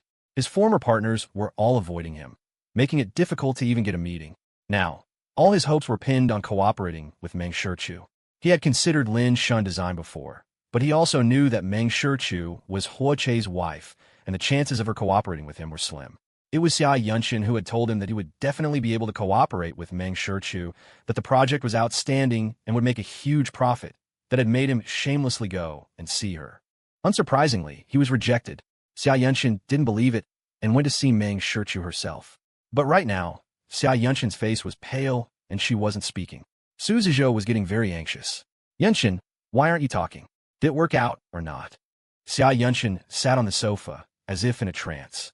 Su Zizhou was completely frantic. Yanshin, say something. Are you trying to kill me with anxiety? Slowly, Xiain came back to her senses. She gripped Su Zizhou's hand tightly, her voice hoarse. Zizhou, Hoche won't help me anymore. How could that be? Su Zizhou didn't believe it. Hoche likes you so much, and you save his life. The connection between you two can't be severed. Not anymore. Never again. Xiain shook her head. I was reborn, and Hoche was reborn too. I caused him to be jailed and executed. He won't pester me anymore. I'm truly and completely free of him. He won't care about me anymore. What on earth are you talking about? Su Zizhou felt that Xiain was having mental problems, always talking about being reborn. It was truly bizarre. Xiain was frustrated. Why wouldn't Su Zizhou believe what she was saying? She gripped his hand tightly and said, Hoche isn't retaliating against us. From now on, we can only rely on ourselves. Rely on themselves? For a small company like theirs, there were too many people who could crush them. Without a big tree to lean on, without connections to help them, it was too difficult to develop. Su Zizhou thought for a moment and said to Xiain, Yanshin, it's just a misunderstanding between you and Hoche. Go and apologize to him. Bow your head. If he forgives you, the Xia family won't pressure you anymore. Xiain stared at Su Zizhou in astonishment. Zizhou, what are you saying? You want me to go and please Hoche? You know I don't like him at all. Su Zizhou said, love can't be eaten, but if the company collapses, we'll have nothing. Su Zizhou, I'm supposed to marry you. You know what Hoche's intentions are towards me, and you still want me to go and bow my head and please him. Xiain was furious and slapped Su Zizhou across the face. Su Zizhou touched his face and took several deep breaths. Xiain, you need to understand. All this love and not loving, it's all fake. Money is the most real thing. Then what about your feelings for me? Are they fake too? We will not get married. Su Zizhou turned his head away. Xiain was in disbelief. What did you say? Su Zizhou let out a few breaths. Xiain, we will not get married. The Xia family thinks you can latch on a Hoche, so they won't let me marry you. If you can't latch on a Hoche, they will marry you off to another rich man. Our relationship has always stopped here. You should go. I have work to do. After speaking, Su Zizhou turned and left with a flick of his sleeve.